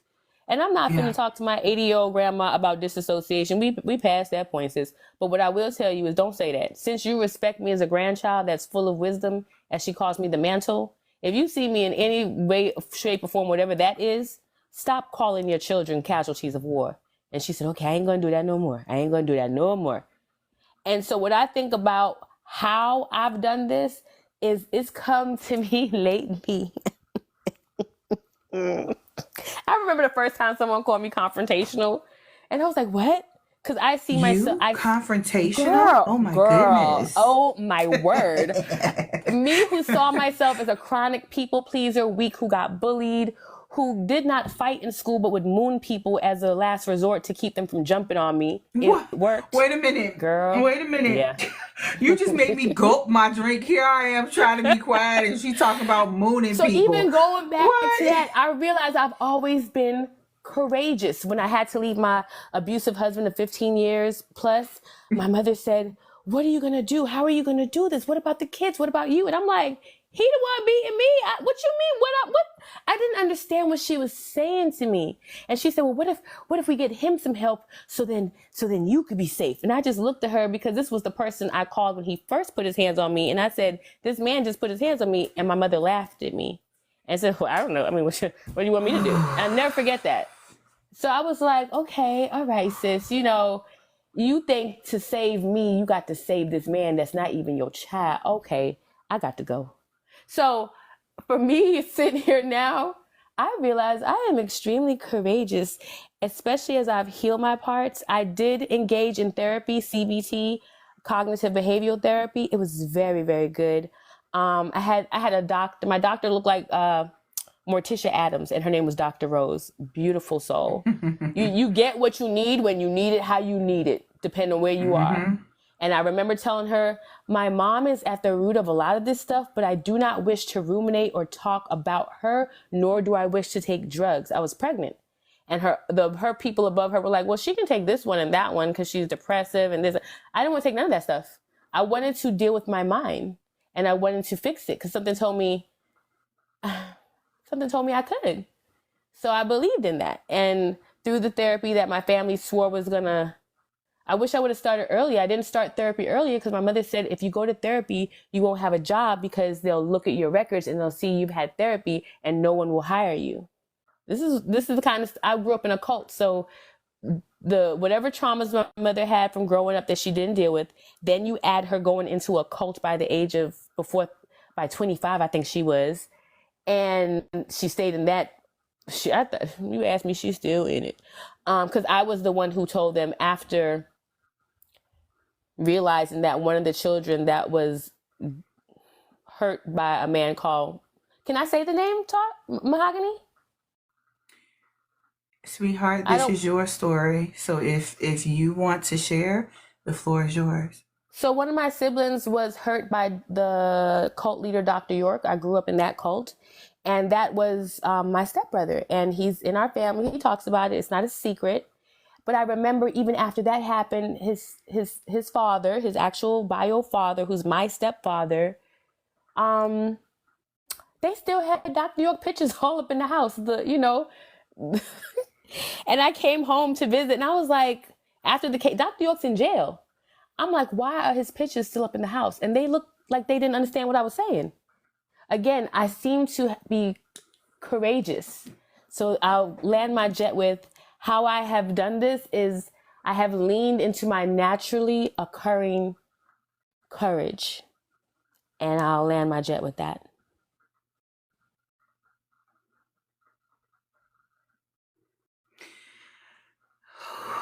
Child, every day women impress me with how resilient we are. I prefer not to say strong Black woman, because a strong woman sometimes can be so strong that she just keep taking things and she keep taking it and she keep taking it to the point where nobody else around her has to adjust. But when you look at resilience reflects the adaptability of Black women. Like, we are the living embodiment of resilience. We might bend, we might twist a little bit, but we ain't gonna break, baby. We gonna figure out how to move through. And the best way that we can move through is not by going around or going over, but going through the things that we are facing and figuring out how to heal this so that nobody behind us has to go through this without having an example of what it looked like. Literally, when you heal yourself, you're pretty much doing it for your bloodline, especially when you're the black sheep, especially when you are the scapegoat. Oh, may I please add on to that? I thought you would. I have two daughters, 25 and 18, and I love to say their ages because they're like, you have these children, but they just look like little babies. No matter how grown they get, like they cosplay an adult. It's just the cutest thing ever. But to go back to what Mahogany said earlier, when you don't heal this stuff, it can attach through the bloodlines and through the children. And guess what? Even if you're healing it and still healing it, and even though my daughters did not experience pregnancy in their teenage years, and even though they are fully self-centered and literally are just so far up their own behinds, their bubbles, and then again, they live with me. I provide a home for them because they live with me. I provide a home for them because I understand. Your phone is going out a little bit. I provide for them so that they can exist in a world that says that once you turn 18, you have to work, you have to mule, you have to get on some type of rat wheel and hamster wheel and do that. And I told my daughters, no, you're not doing that. And I say that to say that, I believe in the sciences, all the spiritual sciences. I believe you should leave no stone unturned when it comes to the science that is you, the formula that is you. And when I had shout out to the astrology lady, Apollonia, She's here on the TikTok, Black woman astrologer. And get into it, baby. Okay, so when she did my chart, she could also see where what my mother had done, the choices my mother had made and my grandmother had made, and how that impacted me. And it showed how it basically showed that how it still impacted my daughter. So that information helped me to put us in family therapy, get them their own therapists, because even though they don't have some of the expressions of the trauma, meaning the teenage pregnancy and things like that, my daughter Anna sometimes get a real wicked case of imposter syndrome. My oldest will tend to, when I say like a snail, be in herself, be isolated to the point where I got to go in there and be like, hey man, you alive? What's going on? What are we doing? Breathe for me. Put the mirror up under her face, because she holds up that way. And I know what that is. So You said she's a Taurus? She's a Taurus. Yes. She go in her cave, and it'd be a whole cave. It'd be a cave for real.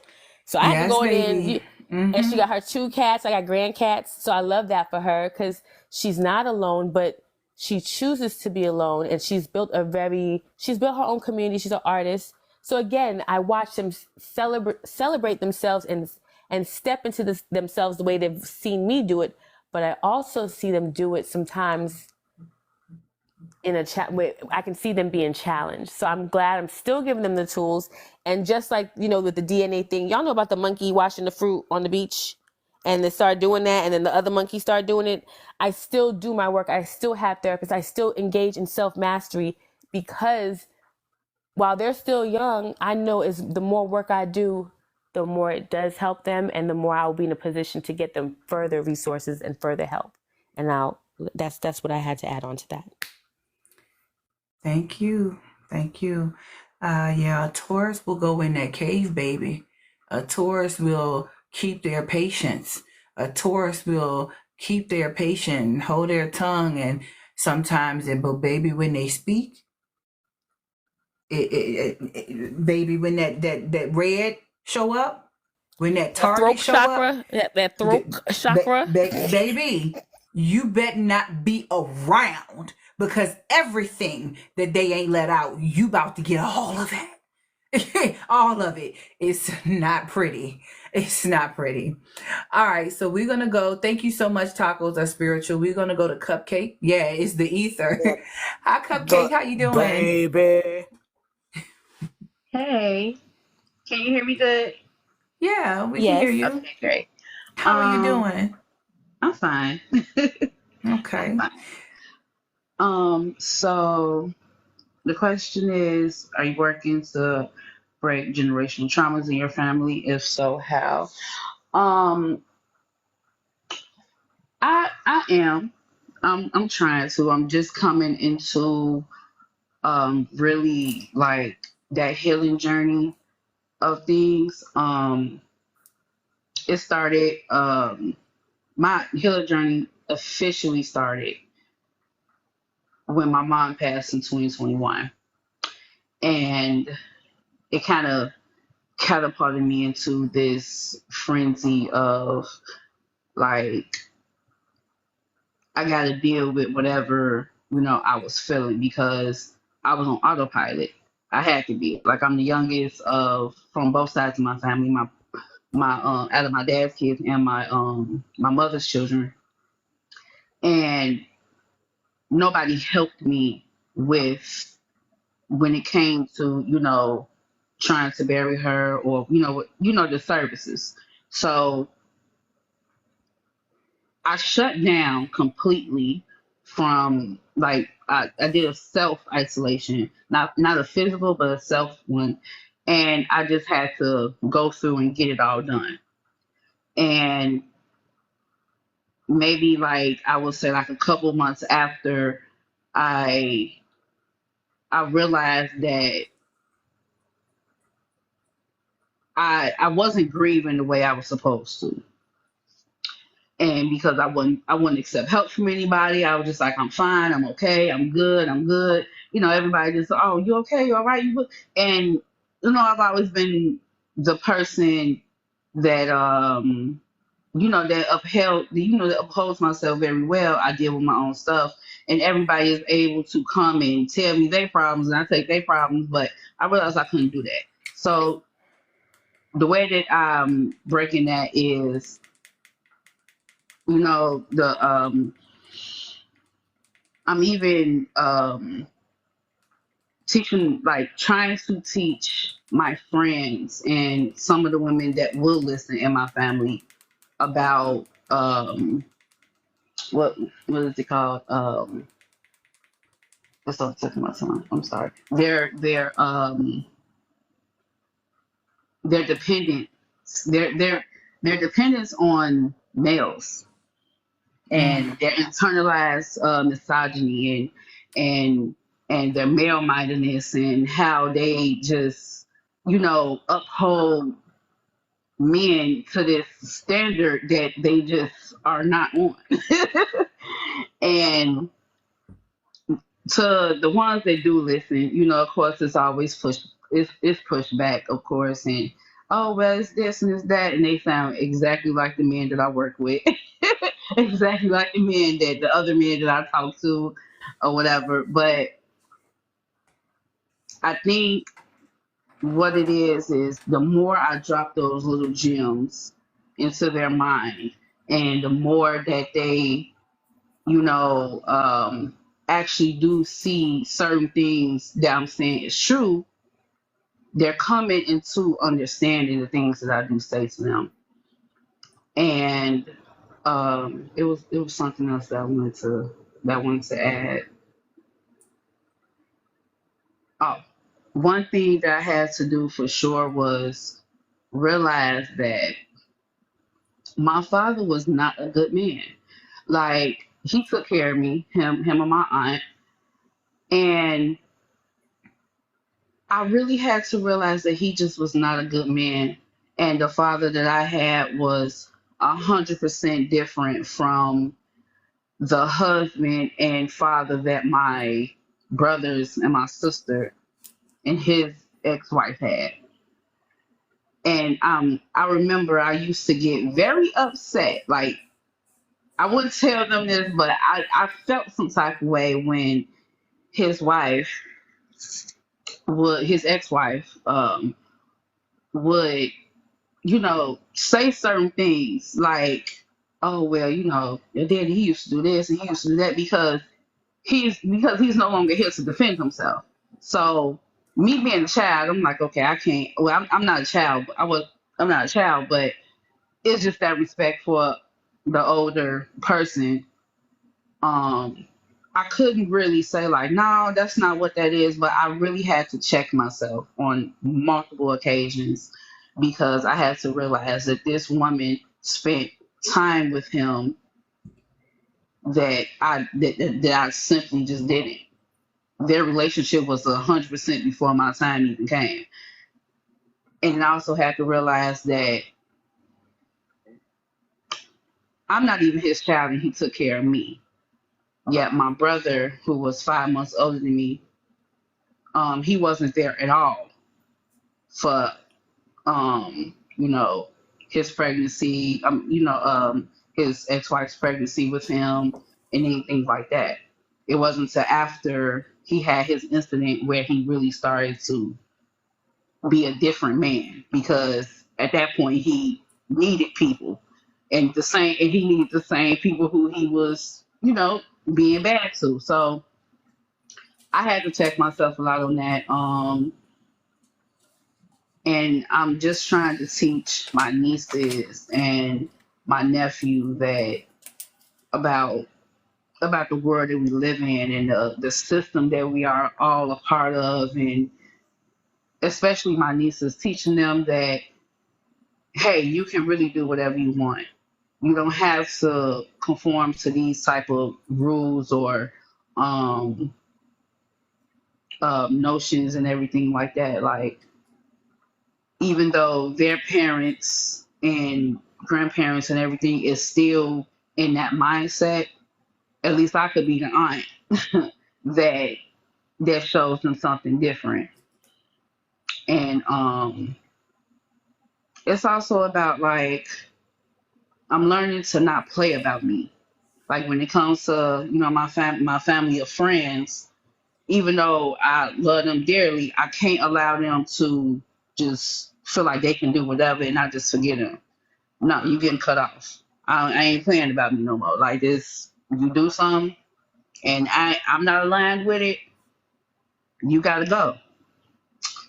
Um, so yeah, that's pretty much it. Also, I also wanted to ask about I think you said earlier that you reversed the PCOS. PCOS? Yes. Yes, I wanted to ask about that because I think I got diagnosed with that a couple of years ago. It's nothing bad for me, but it is an Mm-hmm. interesting thing. You know, Okay. to yeah, that's all. Well, thank you so much for sharing. I did have a couple follow-up questions for you, or Oh yeah, mainly sure. Go just ahead. one. Go ahead. Thank you for being vulnerable and sharing because, I know a lot of people have lots of discussions on this app, and sometimes they're surface level, other times they're a lot deeper. And you see, this conversation is a deep one.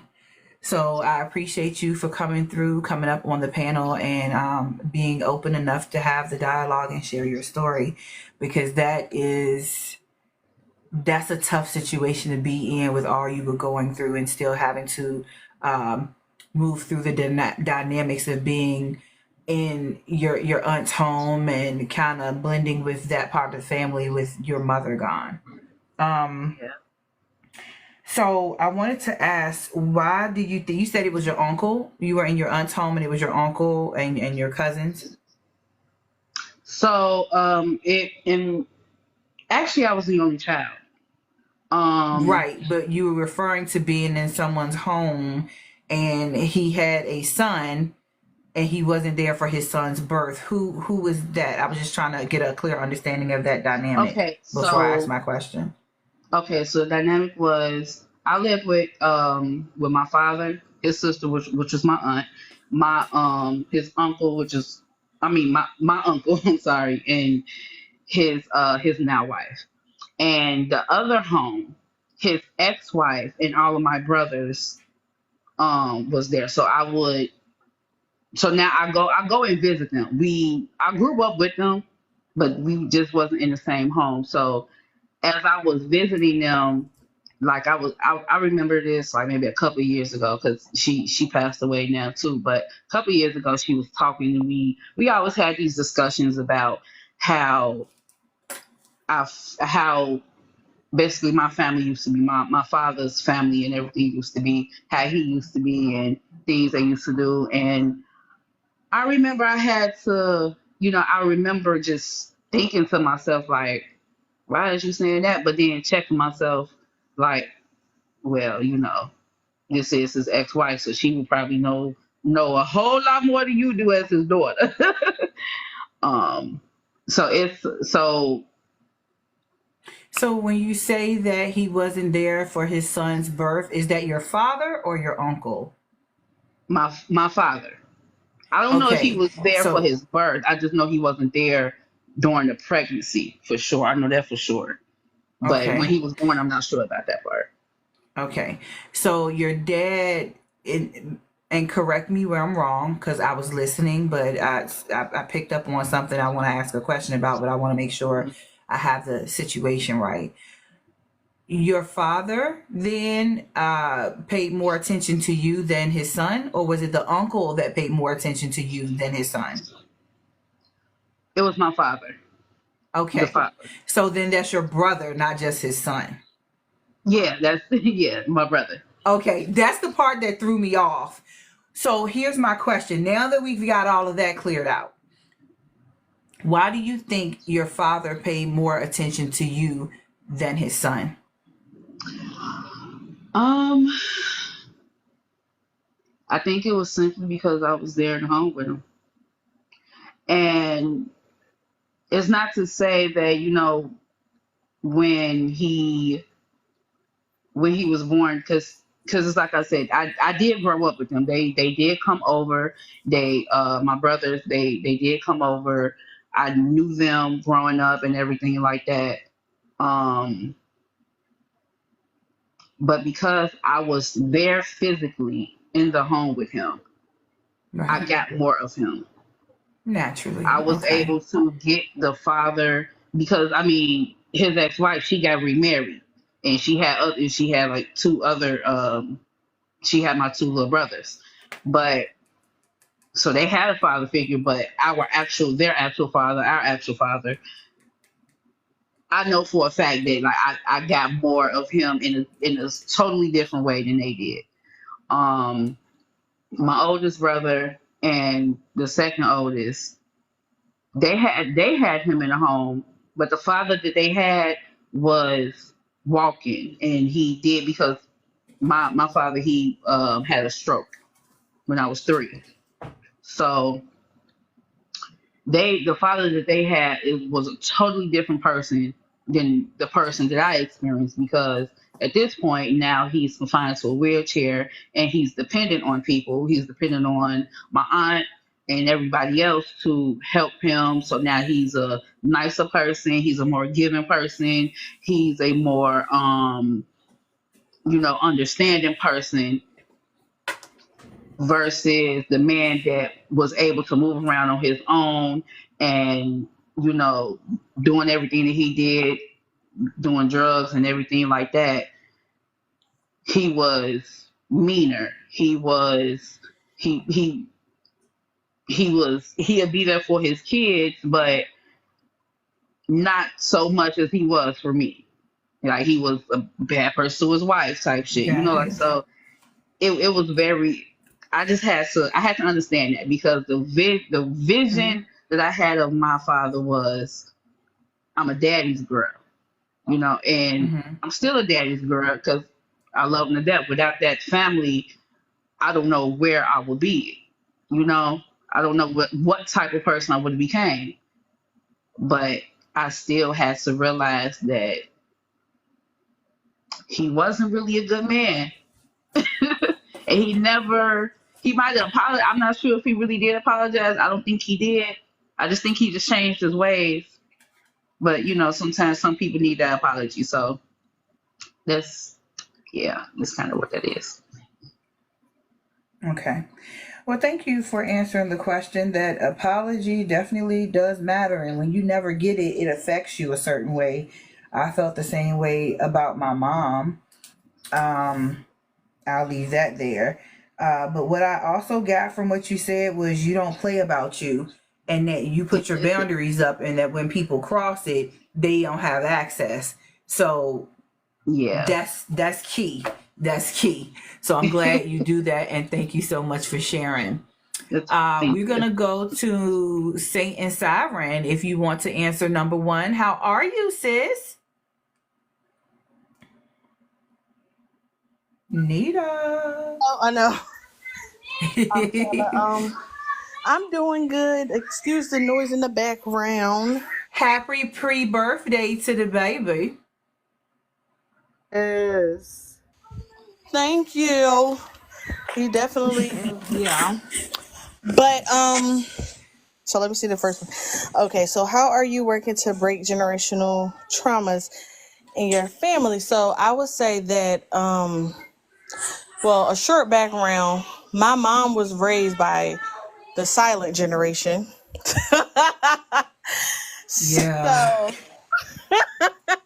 I'm the So opposite. much grace in that way of putting it. And I feel like since she had me, which is interesting because my mom's birthday is July 20th. I'm July the 22nd. So she always said, like, I wanted you to be born on my birthday, and you chose to come 2 days later. And that's been like that's been like the theme, I feel, is me just You following my said own I'm gonna heart. be my own person, mama. Period. So I feel like that's been a part of me breaking the generational curses because even her mom, I remember my grandma being quiet, like silent. And the only time you knew something wasn't right is when she made that You know, like how Southern moms be like, Uh-huh. we don't use words that just make sounds. So Yeah, grunts and sounds. Ugh. that's all she would do. Whereas with me, I remember I used to do weird stuff when I was younger. I don't know if you know you muted, but you muted. But I used to do funny things to make my grandma laugh and stuff, like whether like anything that was just odd, and she would always crack up. And since then, like moving forward in church, I always was the one who had questions. I never agreed with what the pastor was talking about, so I'd be like, "Wait, I got a question." And they used to be like, "Okay," like here she go, and I feel like that's been a part of me breaking generational curses, basically not being afraid to ask the serious questions or the questions that they try to keep hitting. In my family, they call me like the history mole because I'm always trying to figure out our family history, why we are the way we are, why we do this, why we do that. And basically being a voice and using my voice is my way, I feel, of breaking the generational trauma, because a lot of family members have been quiet. A lot of family members in my family on my mom's side especially were victims of unaliving themselves, and that has been the thing where that was their way out. They just automatically do that. It was one point where it was happening literally like every couple of years. We'll go down south to Wow. because they took themselves out. And I realize it's because a lot of families are so used to being silent about what's going on with them. They don't want to talk, they don't want to express themselves. Me being a mom, I give my son room to express himself, to tell me and tell whoever what's going on, because one of the questions at the bottom, when it talked about like men compared to women, I see that in my own father. When it comes to how my mom handles stress and my mom is silent. She don't say anything. Whereas my dad, he got to let everybody and their mom know, and it's everybody's fault. And what always stuck out was how my mom would say the reason why women are more equipped to handle stuff. She literally said this all the time is because God gave us a special type of power to be able to be flexible and bendable when it comes to setbacks Girl. in life. She said women just have it. Men don't have that. And she ain't lying, because the way we are set up in life, we are taught early how unfair things are and how we have to shapeshift, how we gotta, squeeze in here, move over there. Whereas I feel like I made it my mission to not squeeze. I'm just gonna bust in there and bust out if I need to. And also cutting off toxic family members. Like I stopped talking to my own dad because of how he is, and because I'm intentionally raising a child intentionally. I don't want him rubbing off on him with the way he talks and how. And what's interesting, because I'm the oldest girl, and you know how they say the oldest girls is like their fathers, and I'm really, the way I can verbally get, I got that from him. And when I noticed that in myself, I started doing it naturally, just over minor inconvenience. Like when I was young, I was real angry, and I used to be mad all the time. And my mom always used to say, like, you got it, because the way she handles stuff is real patient and graceful. No, I'm definitely like my daddy. So I had to learn to control that, and not just control it, but understand it, because it's I feel like that's generational trauma that was passed down, how to handle things, how to express things. And I learned that with my son, um, even though I'm a girl, whatever, as people would say. But I even learned from him how to be gentler when it comes to emotions, because I realized the only reason why I was so used to toughing it out is because I was the oldest and I had to. I didn't have an older sibling to be like, this is how you do this, or this is how you express yourself. I kind of had to figure it out. And I remember at one point he got real emotional, and I'm looking at him like, I was like this close to say, you got to toughen it up. And I was like, why do I feel that way? Because I had to do it. And it just like was just that easy to just be like, you need to toughen up, because I felt like when I was his age, I had to toughen up.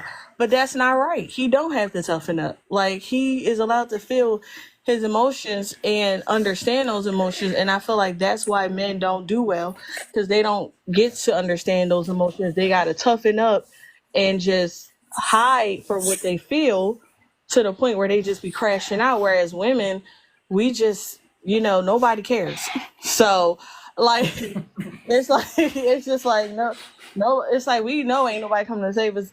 So, where it's like, nobody really cares. And I feel like I learned it as a young age that nobody cared. Like, not saying that my mom didn't care, but like, I just had to figure it out as the oldest. I was the first one to leave home to go real far, and I had to thug it out in LA. And I feel like that's when I really got my, wow, this is how life is. And that taught me how to understand my feelings, my emotions, and to want more for myself. So I feel like, overall, when it comes to generational trauma, it's just addressing how no one was there for you and correcting those areas, and not in the point where I'm trying to, because I never forget, I read something where it said to be careful, because you could potentially eat your young. And a lot of times people, when they don't deal with their trauma, they project or they neglect, and the children that they're raising just fall by the wayside because you just expect them to get in line based upon how you grew up or what you know to be right. But these are new, they're new, they're young, they don't get it. So I'm in my plane, but yeah.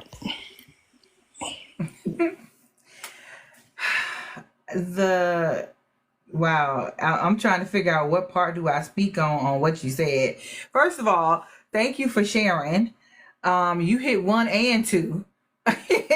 And my goodness, the ability to see yourself, especially when you're seeing traits of your parents in you that you don't like. That part. Because I feel like our generation, those of us who were kind of tapped in, those of us who were a bit more tapped in than a few others, we easily see what our parents and our family members are doing that's not right, and we like, yeah, I don't want to do that. So it's like you look at their example and you go, yeah, so how am I, let me be something other than that right there. I don't like that. Like, I know that's my truth. When I see certain characteristics in people that I don't care for, even to the point where before I point out what somebody else is doing wrong, before I speak on it, I go, okay, wait, so I don't like this, but is it triggering me because it's something that I do? So the first step for me is self-examination. Am I doing this? And if I'm doing it, I then check myself and come up with a plan to fix that. Because if I don't like seeing them doing it and I don't like how it makes me feel, then if I'm doing the same thing, I can only assume that somebody else feels that way when I do that. So I've got to correct myself before I can call somebody else out on their shit.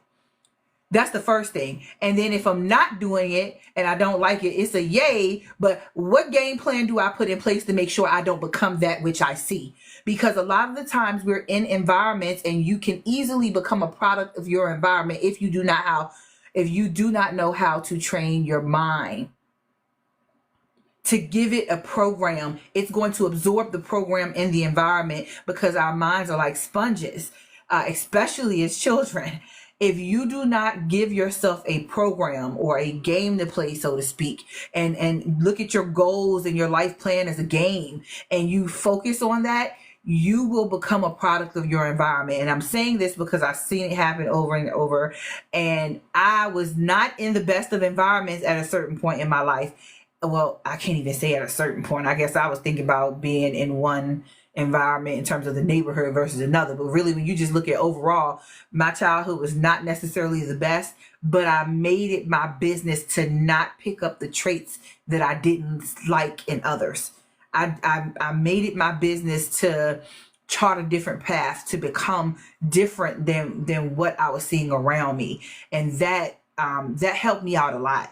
But it also made people feel like I thought I was better than them. And that's a them problem. That's not a me problem. I have friends right now to this day that because something I do makes them frustrated, or because something I do makes them uncomfortable, they will try to change me. And I'll be like, sis, let me help you out. I work hard to get here. I love me. So if what I'm doing makes you uncomfortable, you need to look at yourself, because I'm not going to change because I like who I am. I love who I am. I fought hard tooth and nail to get here, to become who I am. So if I'm doing something that's bothersome to you, you might want to check yourself, and you might want to see if this is not the relationship that you want to, the relationship or friendship that you want to be in. Because I can assure you, I'm not going to change to make you comfortable. You need to figure out what I'm doing that's got you so uncomfortable. And then you need to investigate, why does that make you uncomfortable? Because coming to me expecting me to change so you can feel better, you need to talk to your therapist about that. Okay? Okay. So we're going to go back up to the top. And before we come off mute, for the sake of time, we can have an open panel. So, but just be respectful that if another person is talking, that you wait until they finish before you respond. So for number 2, we're just going to have open panel because it is Sunday night. I need to go to sleep at a decent time, but I do want to give us some opportunity to speak on, and I think this would probably be better as an open panel anyway. Number 2, why do more women seem to thrive after severe trauma or setbacks compared to men? And I think for me, here's my answer. Our society, our families, the religions, everything is set up so that women work harder and are the helpmeets to the men, the males, or the boys in society. And as such, they also expect women to take on the emotional labor and the physical labor. So if we're doing all of these things, women have grown to become more and more resilient, while boys and males have been coddled. And when you're coddled, you don't know how to deal with setbacks. You are not equipped to deal with trauma because you've been coddled, right? And so when you're coddled and you don't know how to deal with trauma, you don't know how to deal with setbacks, that sets boys, males, men up for failure. Then when you become an adult, when you're having this conversation, hey Tori, when you're having this conversation, I'm laughing at Bella's emojis in the comments, and then when you become a grown-up, and some women do this too, but I see it more with men because it's a lack of an accountability from what I can tell. And I mean, women do have lack of accountability in certain scenarios. So I'm not saying this is just a men thing, but how men respond to this thing here is to me why women seem to thrive after trauma and setback in comparison to men. I mean, when, setbacks compared to men. Men will blame shift, deflect, avoid. And the biggest part of being able to learn from a trauma or a setback, failure is a hell of a tool to teach you some stuff. If you've never tried to do something and failed at it, you're never going to be successful at anything. Failure is a tool. It teaches you a lot about yourself, right? So if you never try to do something and fail at it, you don't learn how you make decisions. You don't learn what you did wrong and what you can improve on before. When you are scared to try something, you're scared to figure out if you're going to be, and some people are scared of success. That's the crazy part. Some people are either scared of success or what success is going to bring to them. Because if I become successful and the people around me don't, what is that going to mean for me? Why do you fucking care? Yep, I said it like I said it. I say it what I said. Why does it matter to you so much of what other people think about you changing and becoming a success mean? And the reason why I'm bringing this up right now is because a lot of men, that peer pressure and needing acceptance from other men keeps them from doing their work because they don't want to be called simps. They don't want to be called soft. And so if they really dig into their emotions, if they start going to therapy, They may be seen as soft. And shout out to all the men who are deciding to go to therapy. Yeah, get into your stuff and get it together. Okay? Because women are out here dealing with their stuff. Of course, there are some women who haven't yet, but the hope is more and more will continue to. But I feel as though men cannot and have not thrived because they are coddled. They are patriarchy does not do a benefit to women. It definitely does not do a benefit to women, but it also harms men, because what has happened is there's a epidemic of toxic masculinity at this point. So when you are dealing with toxic masculinity and the guidelines there for being a man, it equates to, let me go back to what I read earlier so we can really think about this here. The performance pressure. They affirm the masculinity or cope with feelings of inadequacy, and this is a part of generational trauma, such as neglect or abuse. So they determine and they do risky behavior, they suppress their emotions, and they are prone to cycles of addiction. Women are too. However, the amount of men that have that, and I don't have numbers in front of me, so I'm not the stats person. I just know what I've seen out in the streets for real, like in the field, in the petri dish watching the experiment. A lot more men are prone to addiction cycles than women. If anybody has those stats or can get the stats up fairly quickly, I'd love to hear them, because I'm sure that things have changed since I last was looking at it in the field. But I think these things contribute to men not thriving to the level that women have. Women have gone through situation after situation. We've gone through SA. We've gone through, being the first person in our family to get degrees. We've gone, we've gone through a lot of things, and we still figure out a way to utilize the things we've been through. And sometimes we use it as a stepping stool. Okay, somebody told me I couldn't do something, or they told me I wasn't going to be about something. You know what? Let me show you. Let me show you what I'm going to do. You said I won't go be about shit? Okay, I'm going to make you out to be a liar just because I feel like it today. Sometimes what people try to do or say to you that's negative, they actually give you the impetus. They give you that motivation to go do it because they think you can't. And for me, I never gave a fuck about that, because look, I said all that, and then I'm coming back around to I never gave a fuck about it. I saw other people use it, but for me, I never cared. I gotta be honest. I've seen other women do this and do amazing things with, I'm gonna show you. For me, I never gave a fuck.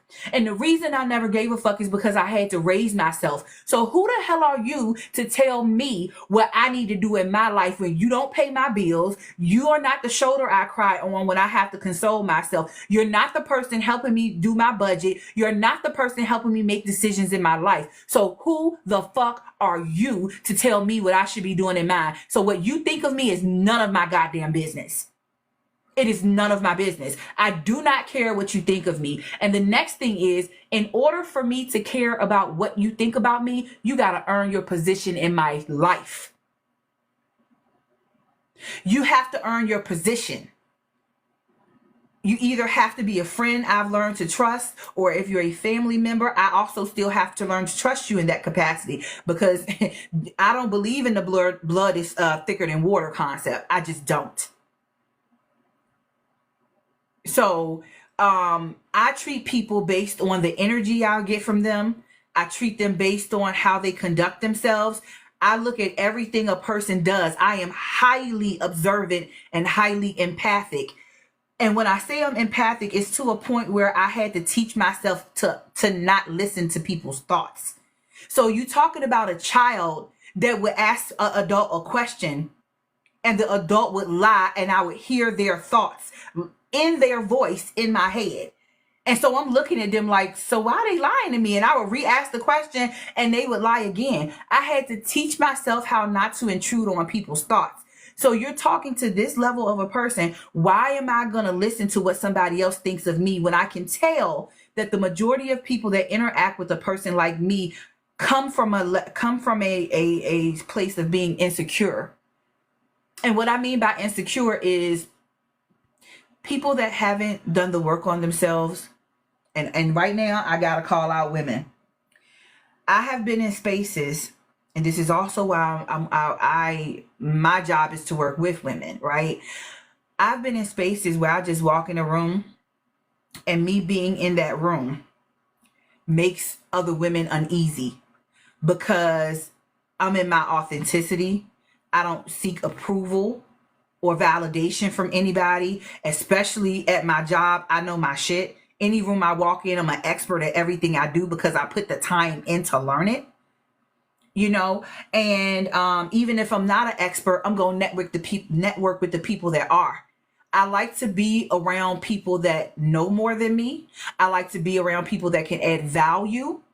And I also intend to do the same. I'm going to be able to pour into other people just like they're able to pour into me. I don't do the competition thing with women. And you know why? Because there's no point in competing, because every person on this planet is awesome in their own right. And especially women. We all came here with different gifts and unique abilities. And I know y'all done heard me say this several times. But this is the thing. Women are capable of taking their traumas and their setback and tapping in to this pure, authentic, universal, energetic place where we literally have the Midas touch. We can just touch some shit and make it turn into gold. We look at situations where anybody else will probably crumble, and we take that stuff and we turn it into something that works out well for us. That is why we thrive after setbacks and after trauma. So I done went on my rant. I want to give y'all time to talk. I'm the host and everything, but I want to hear from y'all. What's y'all take? Anybody can come off mute and let me know what you think. Woo. You put such eloquent words to "we make a way out of no way." How we will reach down and take a little and multiply it to a lot. How we can not just shift the energy, bend the energy to our will to get what it is that we have sitting in our mind into physicality. Hold on real quick, because you just triggered something in me. Y'all seen The Last Airbender? We are that. All right, you go. We can direct traffic just by stepping into the room. We know how to speak to each other without even using our mouth. All we have to do is subtle head gestures, nods, winks, and smiles. Thank you for the gifts. We can do anything. It's encoded in our DNA from generation to generation to generation to generation. When we are unbridled and unstifled, we can shape and mold anything. We have the power. All we have to do is tap into it and watch how things will kneel to you.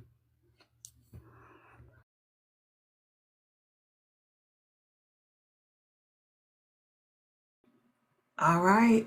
I mean, y'all, when I say I am passionate about women, when I say I'm specifically passionate about Black women, I'm this way for a reason. I've witnessed a lot. I've seen a lot. And I've seen us putting on and donning our capes for everybody else, sometimes to our detriment.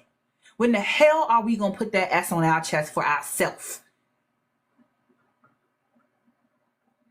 Like, when are we gonna yep, it's on Prime and on Netflix. Yeah, Just P, watch it.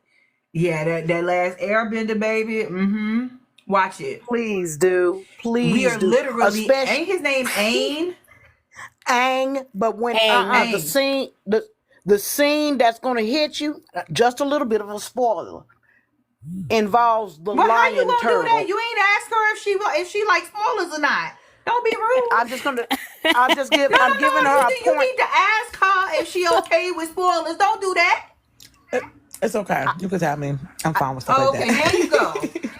that. I just want to give her that checkpoint. That's going to be your checkpoint. The lion turtle. The lion turtle. Okay. She Yeah, ain't revealed too yeah. much of nothing, Ain't so that's nobody this is finna fine remember no lion turtle. Look, at she all. I ain't say promise you. shit with the lion turtle. I went through all Is that that a to word, keep a her from saying a phrase, lion an turtle. actual lion and a turtle? Like, wait, auntie. Yeah, Lord, but okay. remember, Appreciate it. the last airbender, the one could master all. And that's what I'm gonna say. I'm gonna say it like that. And once you learn how to master all of those things are inside of you. So looking to somebody else to do something for you, manifest something for you, you don't women are everything. And here's the key. Because everything came from us, as we heal, we eat, whether you have kids or not, as we heal, you're healing your entire line, past and present, right?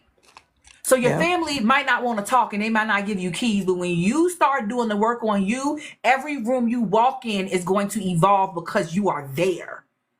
I've seen it. When I say we are magical and mystical creatures, I literally mean that. Anyway, go ahead, Jess P. In terms of, well, whoever wants to talk next, I assumed it was her, but whoever wants to talk next on why do more women seem to thrive after trauma or setbacks compared to men? Whoever's next, y'all go ahead and go because I'm on a roll, baby. Because I'm completely in love with women platonically. No offense to anybody who wants more than that. But I think women are amazing, and I specifically think Black women are the key to the changes we need to see in the world. I really truly believe that. I do. I just wanted to comment on the part about fear of success from another perspective.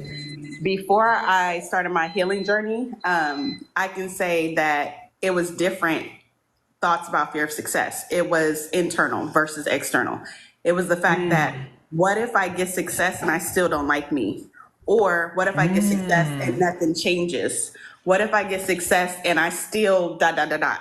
And so once I started healing and doing that inner work, then it was like, okay, that imposter syndrome is gone. So that was my issue with fear of success. A word. I mean, how you just gonna say all that and then go back on mute? What the? Oh, and I can answer number two. As far as for me, I think as women, we we looked at it as being weak at some point, not realizing our full potential and power when we were traumatized or hurt. And so I think internally we decided to say, you know what, we're not going to be victims again, or we're not going to get hurt again. So we took that pain and turned it into power, not realizing the power was there from the beginning. Talk about transmutation and transformation. Talk about actually being Stormy. Yep, I just shouted you out. But actually being the caricature of the person who was Storm in a lot of those X-Men movies. Like, listen, y'all, listen. Ooh, I've seen some things. Um, When a woman elevates, everything around her shifts. Go ahead, Cupcake. oh no, I just wanted to add that I think women thrive after severe trauma because pretty much like it's like you said, we're kind of forced to in a way. However, I do see that because of the fact that we're forced to, it's a distraction for us to not heal as well. As much as it does heal us to be successful and to keep going and be resilient and everything like that, it's also a distraction from actually paying attention to what is actually going on with us. And so when we do get to that state of being successful in whatever it is that we're trying to be successful in, we have those thoughts of still feeling like we're not accomplished we didn't because we didn't fully heal. We didn't correctly heal. You know, like I even within myself, I found that a lot. Like, just still like, okay, I did everything right, but why do I still feel like I did something wrong? Until I actually started to unpack, until I actually started to, really think about certain things that happened in my life and everything like that. And I don't, personally, I don't have that bad of a background when it comes to, my life, but at the same time, there was still things that I needed to fix within who I was, period. And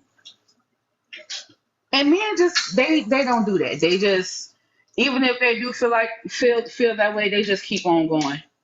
They don't they don't seek help until they're forced to, and even when they are forced to, the help that they do seek, the little help that they do seek, some they don't, from what I see, they don't comprehend it in the same way. They turn it, they use it to continue to be toxic. That reminds me of the amount of men. Like, I'm laughing because as you were talking, first off, as you were talking, you were pretty much finishing up what Coach Lady started with. I don't know if you realized that or if that was your intent, but that's what you did. She came in with something and you came in on the back end and added some icing to the cake she started. That's what just happened, Cupcake. Okay? That's what you just did, girl. So yeah, it saddens me for the women who want to date.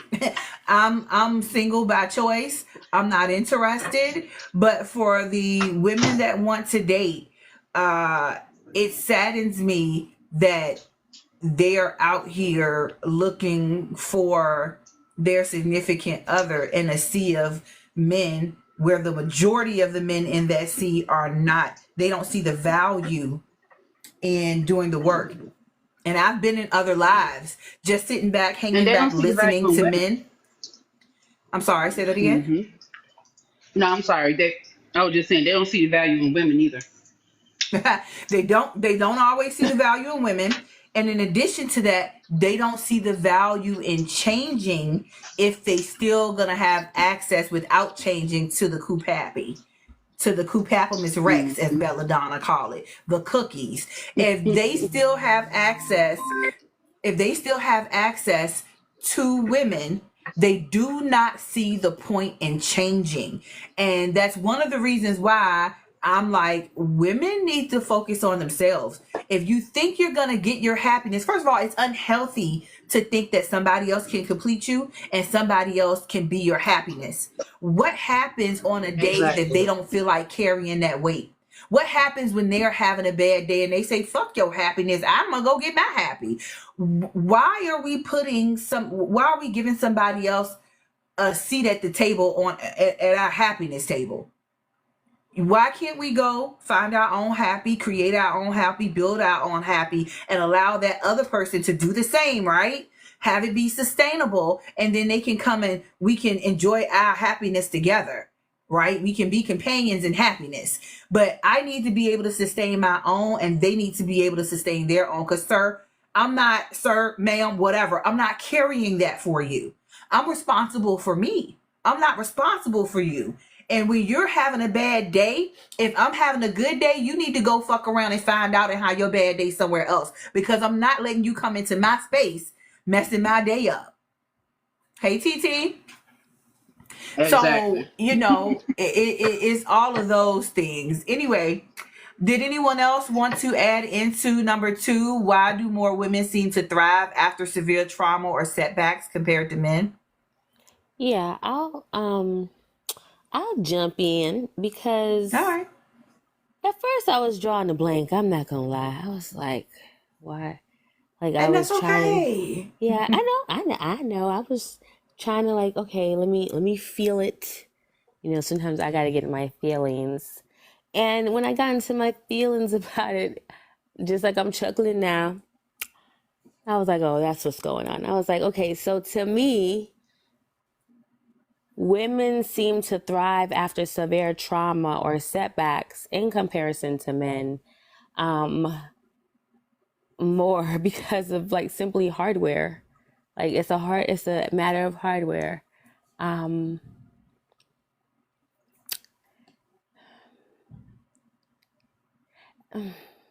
It's like my brain is showing it to me abstractly. I'm trying to figure out how to bring that into this conversation in an appropriate way. Oh gosh.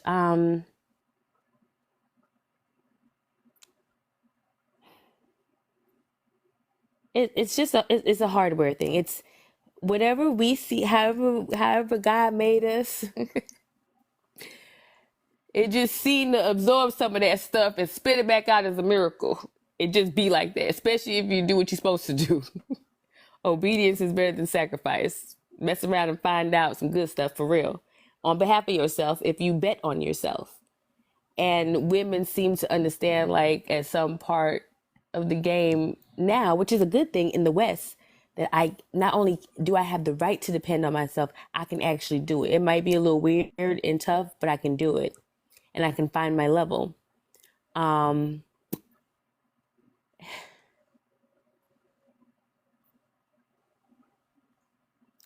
men, their brains don't work like that all the time. And they have a lot of challenges that come with being what we call male man, toxic masculinity, all the things. I'm trying not to laugh because your whole energy shifted when you went to, for men, you started talking like you were talking to a slow entity, and that's what you're ready to explain. It's not even slow. Men, it's like, baby, you are developmentally No, I'm grateful to see. I'm grateful to see some of my sisters raise their sons to be better than the men we had. Right, but I also understand you could do your best. People gonna make the choices they make when they come on board to be with themselves, and that's why I just feel like you until it is none. It's until it is none. It's all. That's what it is, right? Like meaning, like even the fact that you. No, I'm over here trying not to cackle and add the comical truth to this because there's no way of talking about this without talking about. I feel you, mom, auntie. It's like humanity, baby. Some of them, right? Listen, they are a part of humanity, and the impressions that they are leaving upon humanity in mass is making some of us twerkulate like that, and then we all have some type of misogyny. I don't know. It's just. So I was trying to baby, get that big listen, with it. I'm just gonna put it to you like this. They move like snail snot. All right, let's keep it a lean bean. Because they're not all the way cooked and done in a certain kind of way. You know. Yeah, kinda. I mean, they got nutrients and stuff, and it could be harmful to certain surfaces. Cause listen, I'm just gonna come through with the salt and vinegar. Because I have sat in the classroom in my academia days and sit there and look at them. Some of them be sitting up there in the classroom with the back of their britches on the ends ate off. You know, where they done walked them off. Then, you know, the shoelaces are missing the ads on them to thread them through the holes Auntie of the Bella, shoe. I'm the oldest of a lot of boys, so you know I already know. And so I don't have, so I'm like, y'all remember Shrek and Fiona in part 2, and she was like the warrior, and Shrek was like Fiona, and she was like, get the off of me. Like, I'm from Brooklyn, and I'm the oldest of a lot of boy children, and I like women predominantly, even in my relationship choice. However, I do like men came on board, and I like them too, it turns out. Certain types of them, of course. But that's my thing and my business. My point is, and even being that close to them, the reason why I went to that voice is because you could love the best one that's the best for you, and if he says something kind of off-colored, or it just sometimes they sound not. I don't want to say dumb because that's wrong. It's rude. That's my good girl programming. No. It's like, did you think about what you had said before you had said it, sir? Did you process that? And I'm talking about from the smartest of men. I know some pretty what people consider high value men. You know what I'm saying? And I mean, they pretty cool or whatever, but it gets to a Even point that I'm had like, some tone listen, to it. You know, hey value. high value. You get your high value, man. Oh my god, have you seen those high value, man? Oh, I don't know what that is. That sound like a sale at a store where you go look at Hey, the rack and you the got love the songs top ain't shelf. working no more. So now I uh, got to tell you is high value. Yeah, too high But for the if you cost gotta of tell tea in somebody China that you and everywhere have, else. I got a question. I'm Yeah, raising my hand, not in go the ahead. comments, but I'm I'm literally sorry. like my hand is up. If I got a question, are you high value if you gotta tell somebody you're high value? Are you? What? That's crazy. That's as like my saying you're on sale. Absolutely not. That means you're as on Absolutely my not. sale and there's too grandfather many of you. as Like, my because I mean, I grandfather would think that it's said, something you just do and you show Mm-mm. and people just know it. If No, you got to ma'am. tell hold somebody you're a up. leader or you're high value, there's a problem. Yeah. You okay? Hairline loading and all, but So was that I clear? I cannot. mean, Bella, was that clear what I said? Like, it's just a matter of the flesh stuff. no, Like, no. But here, let me keep it a lean bean. It it's stuff on was the clear because outside, she girl. It said ain't it no, ain't but form it was right. clear. All up, Okay. but Yeah, it was one my, of them no's. She was like, I understand. baby, look, woo, um, I love Unc, but I love Unc, but Unc have some days around here, and I was like, that Intel processor just kind of skipped a beat there, Because they huh? are what they are, You know. right? And when you love them, Intel that is the processor. voice. I love men, meaning I have brothers. I feel like I may have had a son in me at one time during a situation that's no longer because, the stars and the moons had aligned. That's a story for another day. And Okay. I forgive myself and the situation, and the situation forgives me. It is all good and Ashe and all the things.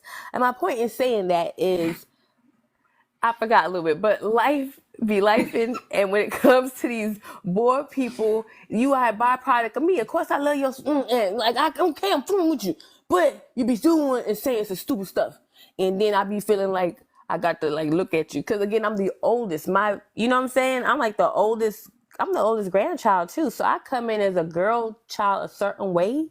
So when they start, and then the way my natural disposition towards men is, I like them as they are, like, they're beings, they're people, they're here, and they like breathing and stuff. They eat, like they're humans, like the rest of us. I'm not being facetious. It's funny to me because you know what? Why it's funny to me because we I've can always detail thought this. they were humans. I'm not being facetious part was like, wait, what? But go I guess ahead, it's because continue. for me, the inside joke is, like humanity is very young, meaning you still have to tell them hands are not for hitting. You know what I'm saying? So, and then the Oh. male human, he just hands not for hitting. You don't have to put it everywhere, and you should learn how to breathe and feel at the same time. It is just as simple as walking and chewing gum. I promise you, but you have to try it. Like try it meaning fail a few times. Try to try means to fail. You have to try. We have to at least try real good. Y'all don't even be trying. You might do the shit, but you don't be trying. Because when you fail, you feel that. And then I need to see you make a decision about this failure. And I need you to know it's okay if you decide, you know what? It's not for me.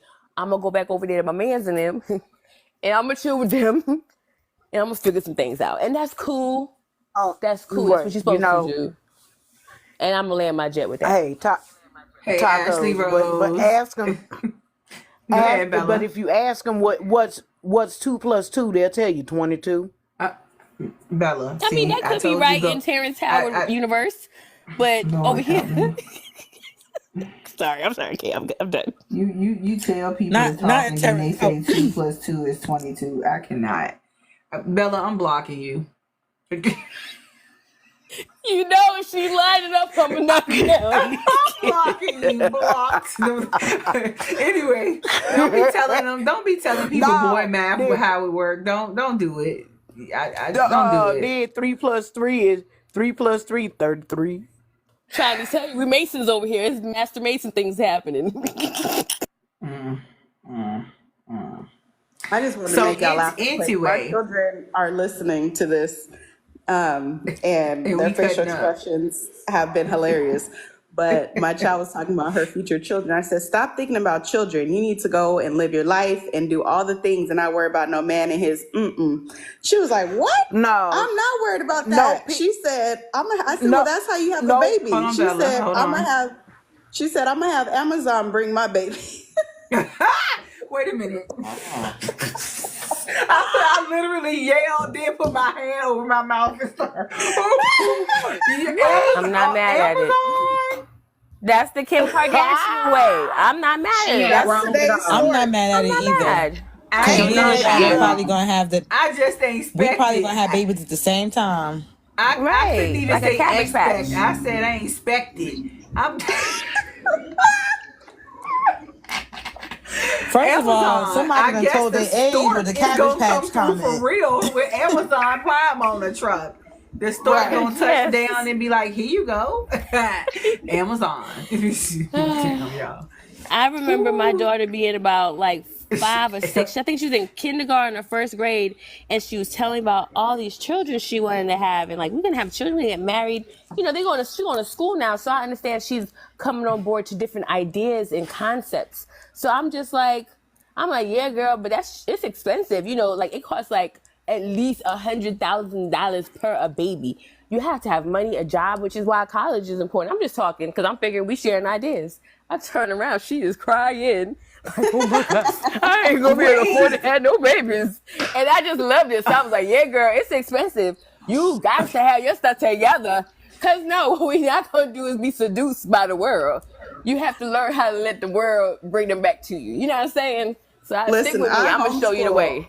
And I have my children do a budget project. And when I tell you they was snot crying and asking me, exactly. But how am I supposed to pay for this? It's the most beautiful thing in the world. Because it's like a level of self-awareness. Now you understand my stress. Right, we're going to do it, though, together. Let me show you the ways, you know? And the Mandalorian. This is the way. Yes. Anyway, y'all. Anybody have any closing thoughts or additional thoughts on the prompt, our conversation for the evening? My energy is starting to, so I need to, take care of some things. 5 plus 5. 5 plus 5. I'm block her.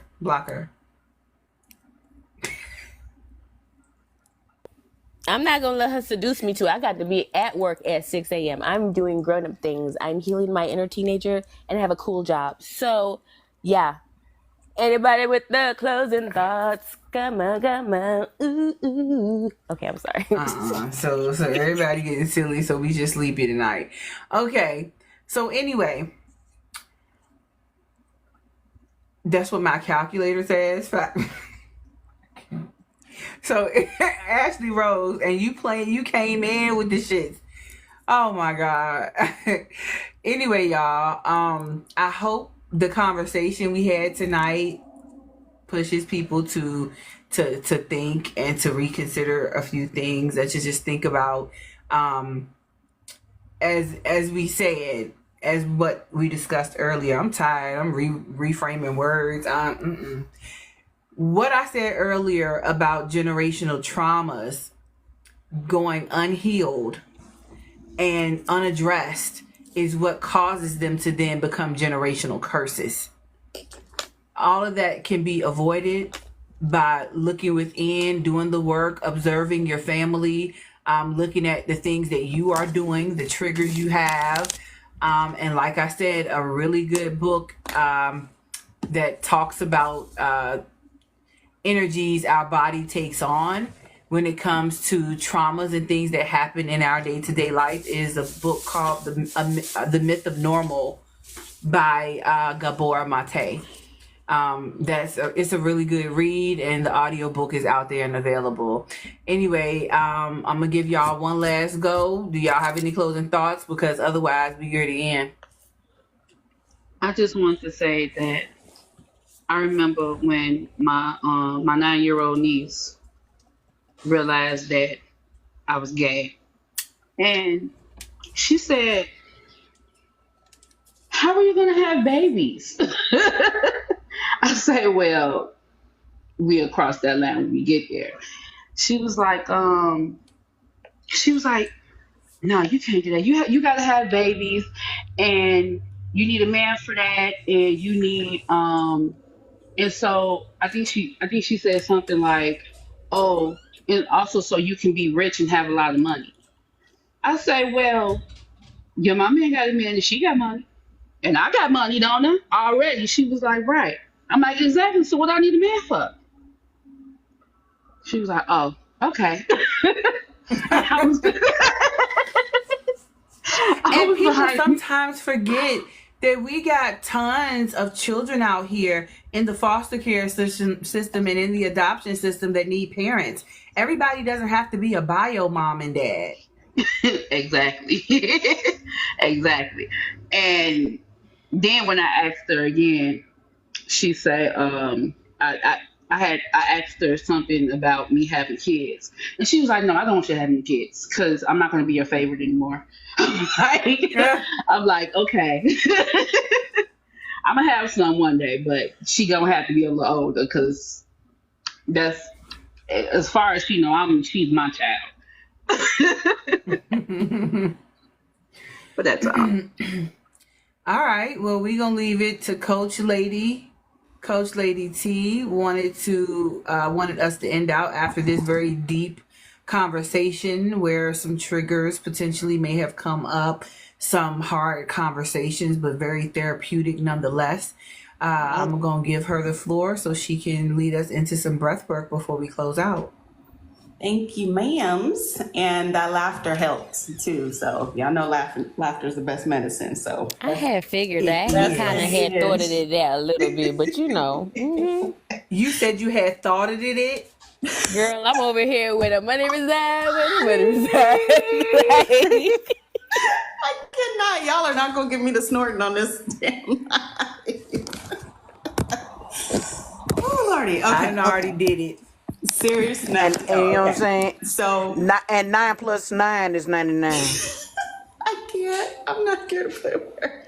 Backhand bouncing with it now. Come on now. Hey, hey, hey.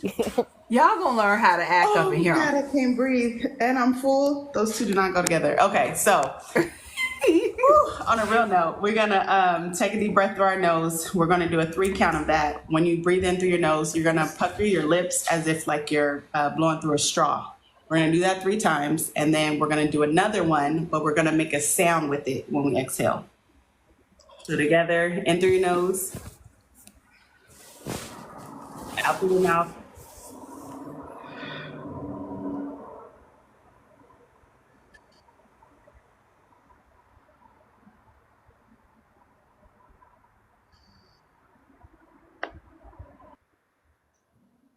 Okay, the next one.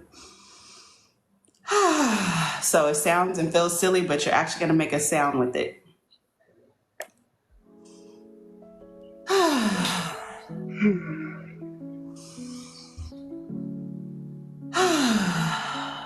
And then talking of bang hand bounce, if you can, stand up when you get a chance and move and shake and just literally shake it all out from your hands, your feet, tap your belly and get it all out. So with that, we should definitely have a great night. And I'm taking this into my week. I needed this.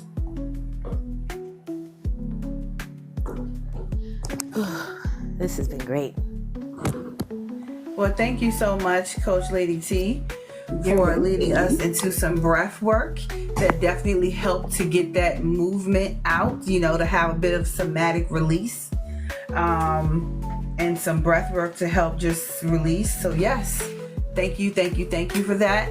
I hope you all have gained something important that can help you move forward in your journey of seeking self and self-mastery. So with that, have a wonderful Saturday evening, and I hope that your week is amazing, and see you here next week at 8 on Saturday, my usual. Yes, ma'am. Have a good night. Good night. Good night. Right.